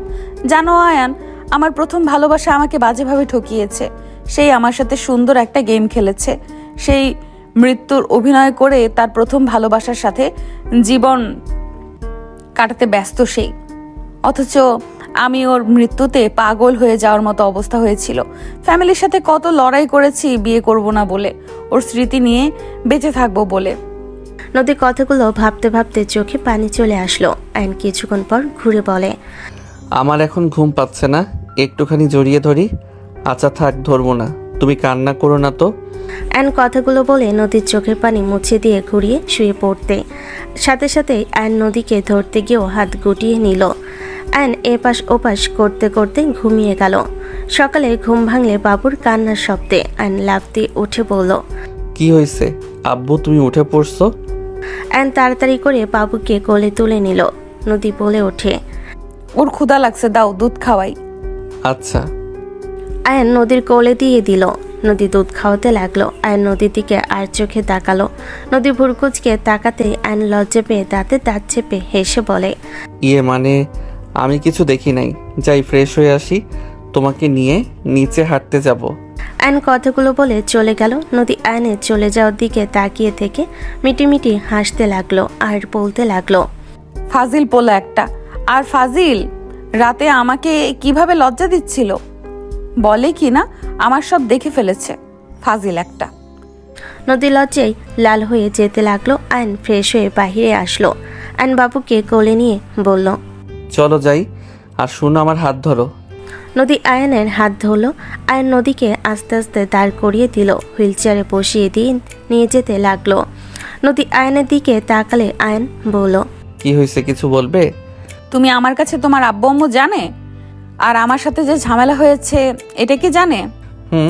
1 বছর আগে বলছি, আম্মু প্যারা দিচ্ছিল বৌমার সাথে দেখা করতে সময় দিতে, তখন রাগের মাথায় সবাইকে সব বলে দিয়েছিলাম। ওনারা আমার উপরে রেগে আছেন তাই না? আম্মু আপু রাগান্বিত হয়ে গেছিল, মেয়ে মানুষ বোঝই তো, বাট এখন আপু আর রেগে নাই। ও আচ্ছা। আয়ন সিটির সামনে গেলে নোভাকে দেখে বলল, বড় আফা বাবুকে নেন। নোভা আয়নের দিকে তাকিয়ে ভুরকুচকে তাকিয়ে বলল, বাসায় যাস নাই? না আর যাব না, ঘর জামাই থাকবো। আলহামদুলিল্লাহ, তাহলে তো খুব ভালো। দাও আমার কাছে নানু ভাইকে দাও। তুমি থাকো আম্মু, আমি নিয়ে আসছি। নোভা সিঁড়ি বয়ে উপরে উঠে বাবুকে কোলে নিয়ে বাবুর সাথে দুস্তামি করতে করতে নিচে গেল। আর নদীকে পাজা কোলা করে নিয়ে বলল, গলা শক্ত করে ধরো, না হইলে নিজেই পড়ে যাবে। নদী শক্ত করে ধরলে আয়ন নদীর পায়ে নিচ দিয়ে হাত দিয়ে নিয়ে যেতে লাগলো। আর অন্য হাত দিয়ে হুইল চেয়ার নিয়ে যেতে লাগলো। নদী ভয়ে শক্ত করে ধরে থাকলো। নদী নিচে নামতেই আয়ন নদীকে হুইল চেয়ারে বসিয়ে দিল। নোভা বলে উঠল, বাবা তোর তো দেখি ভালো শক্তি হয়েছে। শালি আর বউকে একসাথে তুলতে যেন পারি, সেই জন্য শক্তি বানাইছি। কানের নিচে বাজাবো। আর নোভার কথা শুনে নোভা একেবারে কাছে গিয়ে বলল, বাজা। ও রাগ কমে গেছে তুমি বলা শুরু করছস আর গাল এগিয়ে দিয়েছস। আম্মু না থাকলে বুঝিয়ে দিতাম। আয়ন সাথে সাথে মুখ সরিয়ে বলল, লুচ্চি। নোভা রাগি লোক নিয়ে তাকাতেই আয়ন নদীকে নিয়ে বলল, চলো। আর নদীকে নিয়ে বাগানে গেল। নদীকে ধরে হাঁটানোর চেষ্টা করতে লাগলো। নদী আয়নের হাত শক্ত করে ধরে হাঁটার চেষ্টা করতে লাগলো। নদী ব্যথায় কান্না করতে লাগলো। নোভা বাবুকে নিয়ে দাঁড়িয়ে বলল, ব্যায়াম আছে কিছু, ওইগুলো করা। ব্যথার ভিতরে আবার ব্যায়াম করব, ব্যথায় কান্না করতেছে। কিছু করার নেই, তাছাড়া ঠিক হবে না। আর নোভার কথা মতো সব করতে লাগলো। সব করা শেষ হইলে নদীকে হুইল চেয়ারে বসিয়ে দিয়ে ওর সামনে হাঁটু গেড়ে বসে হাঁটুতে চুমু দিয়ে বলল, জান কান্না করো না, ঠিক হয়ে যাবে। দেখি কান্না করে কেউ এভাবে। আয়ন নদীর চোখের পানি মুছে দিতে লাগলো। নদীর হাত ধরে চুমু দিয়ে বলল, ঠিক হয়ে যাবে, কান্না করো না। নদী আয়নের সান্ত্বনা করা দেখে নদী খুশিতে আরো কান্না পেল। নদী আয়নের হাত ধরে শক্ত করে জড়িয়ে ধরল। আয়ন অবাক হয়ে গেল। আয়ন নদীকে ছেড়ে দিয়ে নদীর ঘামগুলো মুছে দিয়ে বলল, চলো। বাসার ভিতরে। আয়ন নদীকে নিয়ে বাসার ভিতরে গেল। নদীকে সোফায় বসিয়ে দিয়ে বাবুকে কোলে নিল। বাবু আয়নের কোলে গিয়ে খুশি হলো। আয়ন তাকালে সাথে সাথে হাসতে লাগলো। আয়ন দুষ্টামি করলে বাচ্চাটা হাসতে লাগলো। নদী আয়ন আর বাবুর দিকে তাকিয়ে ভাবতে লাগলো। রক্তের টান বলে কথা, একদিনে কত মিল হয়ে গেছে। আমার ছেলেটা কত সুন্দর বাবাকে পেয়ে। আয়ন বাবুকে নিয়ে খেলতে লাগলো। নোভা আয়নের দিকে তাকিয়ে বলল, ভাই তুই অনেক ভালো রে। হঠাৎ এই কথা কেন? বাবুকে তুই নিজের সন্তান হিসেবে মেনে নিয়েছিস, আবার আপুর কেয়ার করছিস। আমি কোনো ভালো না, এইটা আমার সন্তান। সবাই অবাক হয়ে গেল। নদীর আব্বু তাকালে। নোভা ভুরু কুচকে তাকিয়ে বলল, কি এইটা কেমনে সম্ভব? যেমনে সম্ভব তেমনে। আচ্ছা চুপ করো, আম্মু কল দিচ্ছে। আম্মু জানে না আমি এখানে আছি, জানলে অনেক রেগে যাবে। আয়নের কথা শুনে সবাই চুপ হয়ে গেল। আয়ন কলটা রিসিভ করলো। আয়ন কল রিসিভ করতেই বলল, আয়ান, তুই তোর আপুকে নিয়ে গ্রামে আয়। আম্মু কিছু হয়েছে নাকি? তোমার কণ্ঠ এমন লাগছে কেন? তোর দাদু অনেক অসুস্থ, তোকে তোর আপুকে দেখতে চাইছে। আচ্ছা আম্মু, আমি আসছি। তাড়াতাড়ি আসিস, আবার লেট করিস না। আরে করবো না, শুধু শুধু কথা শোনাও না তো। ওকে আয়। আর তোর বোনের ফোন বন্ধ কেন? আপু মনে হয় ঘুমাচ্ছে, ফোন চার্জে দিতে ভুলে গেছে, আর না হয় বন্ধ অবস্থায় চার্জ দিয়েছে। ভাই ফোন জীবনেও ভালো হবি না, রাখ ফোন, ফাজিলের দল। আচ্ছা, ভালো মানুষের মেয়ে ভালো থাকেন। কুত্তার বাচ্চা, আমার সাথে ফাজলামি করস? ও আচ্ছা, আপনি কুত্তা হয়ে গেছেন, আগে বলবেন না। আয়ন কথাটা বলে হাসতে লাগলো।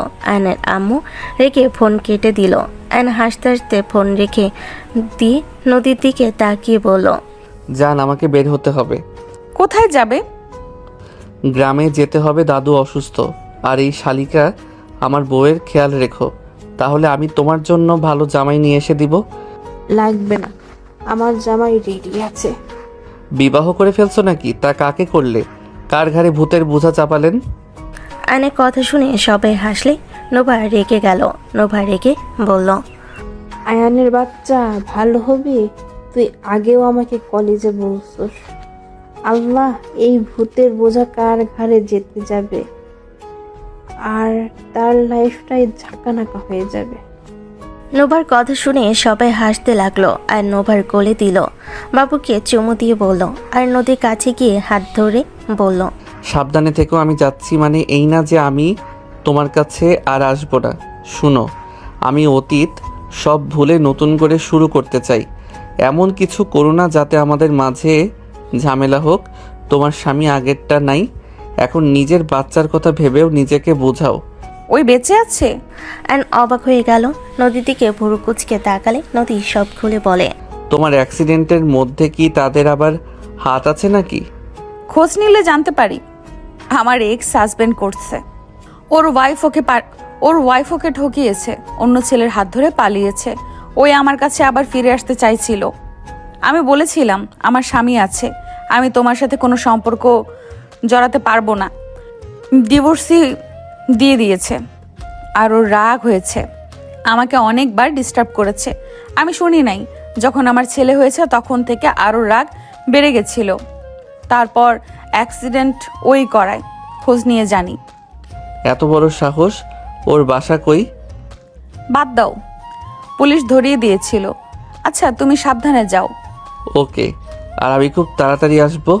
আর আম্মুকে মানানোর চেষ্টা করা লাগবে, খুব রেগে আছে। আর তোমার ফোন নাম্বার দাও, আমি কল করব। আইন সব শুনে বলল। আইনকে নদী নাম্বার দিলে আইন সেভ করে নিল। আইন সবার দিকে তাকাতেই সবাই অন্যদিকে তাকালো। আইন কপালে কিস করে দিয়ে বলল, আর তোমার ফোন নাম্বার দাও, আমি কল করব। ভালো থাকো, শ্বশুর আব্বু আম্মু ভালো থাকেন। আর শালিকা ভালো থাকো, আমার বউয়ের খেয়াল রেখো। যা ভাগ। ওকে। আইন বাবুকে আবার কোলে নিল। বাবুকে চুমু দিয়ে বলতে লাগলো, আব্বু তোমাকে ছেড়ে যেতে মন চাচ্ছে না, ইচ্ছে করছে এখানে থেকে যাই, তোমার সাথে সব সময় থাকি, বাট উপায় নেই, যেতে হবে। থাকো, একবার তোমার দাদিমাকে ঠিক করে নেই, তখন আমি যেখানে থাকবো সেখানে তোমাদের নিয়ে যাব। বাবু, একবার বাবা বলো তো। আয়নের কথার সাথে বাবুটা বলে উঠল বাবা। আয়ন তো অবাক হয়ে গেল। আয়নের খুশিতে চোখে পানি চলে আসলো। নোভা বলে ওঠে, যাক বাবা, আমি এতদিন ধরে পালছি আমাকে খালামণি বললে খা বলে। নিজের বাপকে ঠিক বাবা বাবা করছে, কি বেইমান রে। নোভার কথা শুনে সবাই হাসতে লাগলো। নদী বলে ওঠে, ওই কয়েকদিন ধরে বাবা বাবা বলতেছে, আমি মা বলতে বললে বাবা বাবা ভক্ত হবে এই ছেলে। হিহি, আমার আব্বু তো বুঝছে তার আম্মু তো ভালোবাসে না, তাই আমার আব্বু আমাকে ভালোবাসে, তাই না? আয়নের কথায় বাবা বাবা করতে লাগলো। আয়ন খুশি হয়ে বলে ওঠে, এই বাচ্চাকে রেখে কিভাবে যাব? আয়নের ফোনে বারবার কল আসতে লাগলো। আয়ন কল রিসিভ করতে আতিয়া বলে ওঠে, গাড়ি পৌঁছে গেছে, স্টেশনে চলে আয়। যাচ্ছি আপু, বাবু না আমাকে বাবা বলছে। আয়নের কথা শুনে আতিয়া খুশি হয়ে বলল, আলহামদুলিল্লাহ, এটা তো ভালো কথা। কিভাবে যে যাব? কয়েকদিন থেকে চলে আসিস, আর আম্মুর ব্যাপার তো জানোস, নিয়ে গেলে রেগে যাবে। আম্মুকে সুন্দরভাবে বোঝাতে হবে। আচ্ছা, গাড়ি এসেছে, ড্রাইভার কল দিচ্ছে। ওকে, আয়। আয়ন বাবুকে চুমু দিয়ে নোভার কোলে দিয়ে চলে গেল। নদীর আম্মু বলে উঠল, আয়ান একদম তোমার মতো দেখছি। নদী যখন তোমাকে প্রথম বাবা বলেছিল, তুমি খুশিতে অফিসে যেতে না গেলেও সারা দিন কল দিতে। প্রথম বাবা হওয়ার মাঝে যে সুখ যে হয়েছে সেই জানে। এখন দেখবে ঘন ঘন কল দিবে। যাই হোক, খেতে দাও, অফিসে যাব। নদীর আম্মু সবাইকে খেতে দিল। আয়ন গাড়িতে উঠে স্টেশনে চলে গেল। আয়ন স্টেশনে নেমে ওর আপু দুলাভাইয়ের সাথে দেখা করে ট্রেনে উঠে পড়ল। আয়ন আতিয়ার সাথে কথা বলতে লাগলো। 1 ঘন্টা গেলে আয়ন নদীকে কল দিতে লাগলো। আয়নের দুলাভাই বলল, বা শালা বাবু, ছেলে বউকে দেখি অনেক মিস করছো। ইয়ে মানে দুলাভাই, একটা বাচ্চা, একটা বউ, একটু তো মনে পড়বেই। হা হা, তোমার ভাগ্নিকে দেখো তো, ওকে ছাড়া বুঝতামও না। ওই এখন দূরে থাকে। মেয়েটাকে অনেক মিস করি, বাট সেই বড় হয়ে গেছে, বন্ধু বান্ধবী নিয়ে ব্যস্ত থাকে। ওই তো অনেক ব্যস্ত মানুষ কল রিসিভ করছে। আসসালামু আলাইকুম বউ। ওয়ালাইকুম আসসালাম। বাবু কই? নোভা ছাদে দিয়ে গেছে। ও আচ্ছা। আয়ন নদীর সাথে কথা বলতে লাগলো। আয়ন দুলাভাইয়ের সাথে পরিচয় করিয়ে দিল। দুলাভাই আতিয়ার সাথে কথা বলতে লাগলো। 3 ঘন্টা পর গ্রামে চলে গেল। আয়ন বাসায় গিয়ে সবার সাথে কথা বলতে লাগলো। আয়ন ওর দাদুর কাছে বসে থেকে কিছুক্ষণ সময় কাটিয়ে রুমে গিয়ে গোসল করে বের হইলে দেখে নদী কল দিয়েছে। আয়ন কল রিসিভ করলো। আয়নকে তোয়ালে পড়া দেখে নদী লজ্জা পেয়ে গেল। আয়ন খাটের সাথে ঠেকিয়ে বলল, আসসালামু আলাইকুম, কি করো, খাইছো? ওয়ালাইকুম আসসালাম। তোমার ছেলের সাথে কথা বলবে নাকি? দাও। নদী ফোন সামনে ধরতে আয়ন কুচি দিলে বাবু হাসতে লাগলো। আয়ন বাবুর সাথে খেলতে লাগলো আর আলমারি থেকে শার্ট প্যান্ট নিয়ে এসে খাটে বসে প্যান্ট পরতে লাগলো। শার্ট পরতে যাবে, সাথে সাথে নদী বলল, শার্ট পরো না। নদী কথাগুলো বলে জিব্বায় কামড় দিল। আয়ন ভুরকুচকে তাকালে নদী লজ্জা পেয়ে গেল। আয়ন ফিক করে হেসে দিল। আয়ন শার্ট রেখে দিল। নদী বলল, তোমার রুমটা আমাদের দেখাও। ওয়েট। আয়ন পিছনে ক্যামেরা দিলে বাবু কান্না করতে নিলে সাথে সাথে আয়ন সামনে ক্যামেরা দিয়ে বাবুর সাথে ফুচি খেলতে লাগলো আর পুরো রুম দেখতে লাগলো। নদী বেশ অবাক হয়ে বলল, তোমার রুমটা তো আমার রুমের থেকে অনেক বড় আর অনেক সুন্দর, আর এত দামি জিনিস। আয়ন হেসে খাটের সাথে ফোন রেখে বলল, তোমার পছন্দ হয়েছে নাকি? নদী কিছু বলবে সাথে সাথে রুমে আয়নের আম্মু ঢুকে পড়ল। নদীকে দেখে আয়নের আম্মু রেগে গেল, চিৎকার দিয়ে বলল, আয়ান, এইসব কি হচ্ছে? তুই ওই মেয়ের সাথে কথা কেন বলছস? আয়ন চমকে উঠল। আতিয়া পাশের রুম থেকে দৌড়ে আসলো। আতিয়া উঠল, আম্মু, আম্মু শান্ত হও। আম্মু দেখো তোমার নাতি। আম্মু দেখো তোমার নাতি। বাবু দাদু বলো। আতিয়া বলে উঠল। আয়নের কথা শুনে দাদু বলে। আয়নের আম্মু অবাক হয়ে গেল। আয়নের দিকে তাকাতেই আয়ন বলল, আম্মু ওই আমাদের সন্তান। সত্যি? হ্যাঁ আম্মু। আন্টি আমাকে ক্ষমা করে দেন, আমি জানি রাগ করা স্বাভাবিক। আমি দাদিমা হয়ে গেছি বলো নাই কেন? আর তুই কেন বললি না? আর তুই আমার ছেলেরে ভালোবাসোস না, তা কেন বাচ্চা নেছস? আন্টি, আমি অন্ধভক্ত হয়েছিলাম। আমি আর আমার সংসার ভাঙার কথা তো দূর, আর কল্পনাও করি না। আমাকে ক্ষমা করে দেন, আমাকে আর একটা বার সুযোগ দেন। আমি আপনাদের ভালো বৌমা হওয়ার চেষ্টা করব। ভালো বৌমা হতে হবে না, আমার ছেলেকে ভালো রাখলেই চলবে। আয়ান নদী লজ্জা পেয়ে গেল। বাবু বলে উঠল, তুমি থাকো, তোমার শ্বশুরকে একবার দেখাই। আমার নাতিকে কিভাবে নিয়ে আসতে হবে সেটা ওর দাদা করে নেবে। আয়নের আম্মু খুশি হয়ে নিচে গিয়ে সবাইকে ডেকে বাবুকে দেখাতে লাগলো। সবাই খুশি হয়ে নদীর আব্বু আম্মুর সাথে বলতে লাগলো। তাদের সাথে কথা বলা শেষ করে আগামীকাল বড় অনুষ্ঠান করে বাবুকে নিয়ে আসবে বলে দিল। আয়নকে ফোন দিলে আয়ন রুমে চলে গেল। নদী বলে উঠল, আয়ান, তোমার দাদুর নাম করা ব্যবসায় তুমি তো আগে বলো নাই। দাদুকে এত সম্মান কেন দিচ্ছ? আয়ান, তোমার দাদু নাম করা ব্যবসায়ী, তুমি তো আগে বলো নাই। তোমার ধারণা আছে ওনার কত নাম ডাক? আমাদের বিজনেস ওনার কাছে কিছুই না, বাট তোমার আব্বু আমাদের কোম্পানিতে ছিল, একটা তো আমাদের সৌভাগ্য। ও আচ্ছা, বাদ দাও, আগামীকাল তাহলে দেখা হচ্ছে। দুজন কথা বলা শেষ করলো। আগামীকাল সবাই নদীদের বাসায় চলে গেল। সবাই আনন্দ করে সবাইকে নিয়ে চলে আসলো। বাবুকে নিয়ে সবাই পাড়াপাড়ি দিয়েছে। নদীর আব্বামু সবার সাথে গল্প করতে লাগলো। রাত 12টার দিকে আয়ন রুমে গেল। আয়ন রুমে গেলে নদী আয়নের দিকে তাকালো। আয়ন নদীকে বলল, কি ম্যাম, থাকতে পারবেন এই বাসায়? আপনি যেখানে আছেন আমিও সেখানে। তাই নাকি? হ্যাঁ, আগে এদিকে একটু আসেন তো। আয়ন এগিয়ে গেলে নদীর সাথে সাথে এক টান দিয়ে শার্ট খুলে ফেলল। আয়ন কিছু বলার আগে নদী আয়নের বুকে কিস করতে লাগলো। আয়নকে খাটে ফেলে দিয়ে ঝাঁপিয়ে পড়ল। আয়ন বলে উঠল, 2 বছরের আদর একদিনে করবে নাকি? চুপ করো, তুমি কত খারাপ। আমাকে আগামীকাল নিজের দেহ দেখিয়ে আমাকে পাগল করে দিয়েছিলে, আর এখন কাছে পেয়েছি, আমি তোমাকে ছাড়বো? একদম না, রেপ করব তোমাকে। নদীর কথা শুনে আয়ন হাসতে লাগলো। আয়ন নদীকে নিচে ফেলে দিয়ে বলল, ম্যাম, আমি যদি ধর্ষণ করি তাহলে কি আমার পাপ হবে? না। দুজন হেসে ফেলল। দুজন একে অপরের উপর ঝাঁপিয়ে পড়ল। বাকিটা ইতিহাস।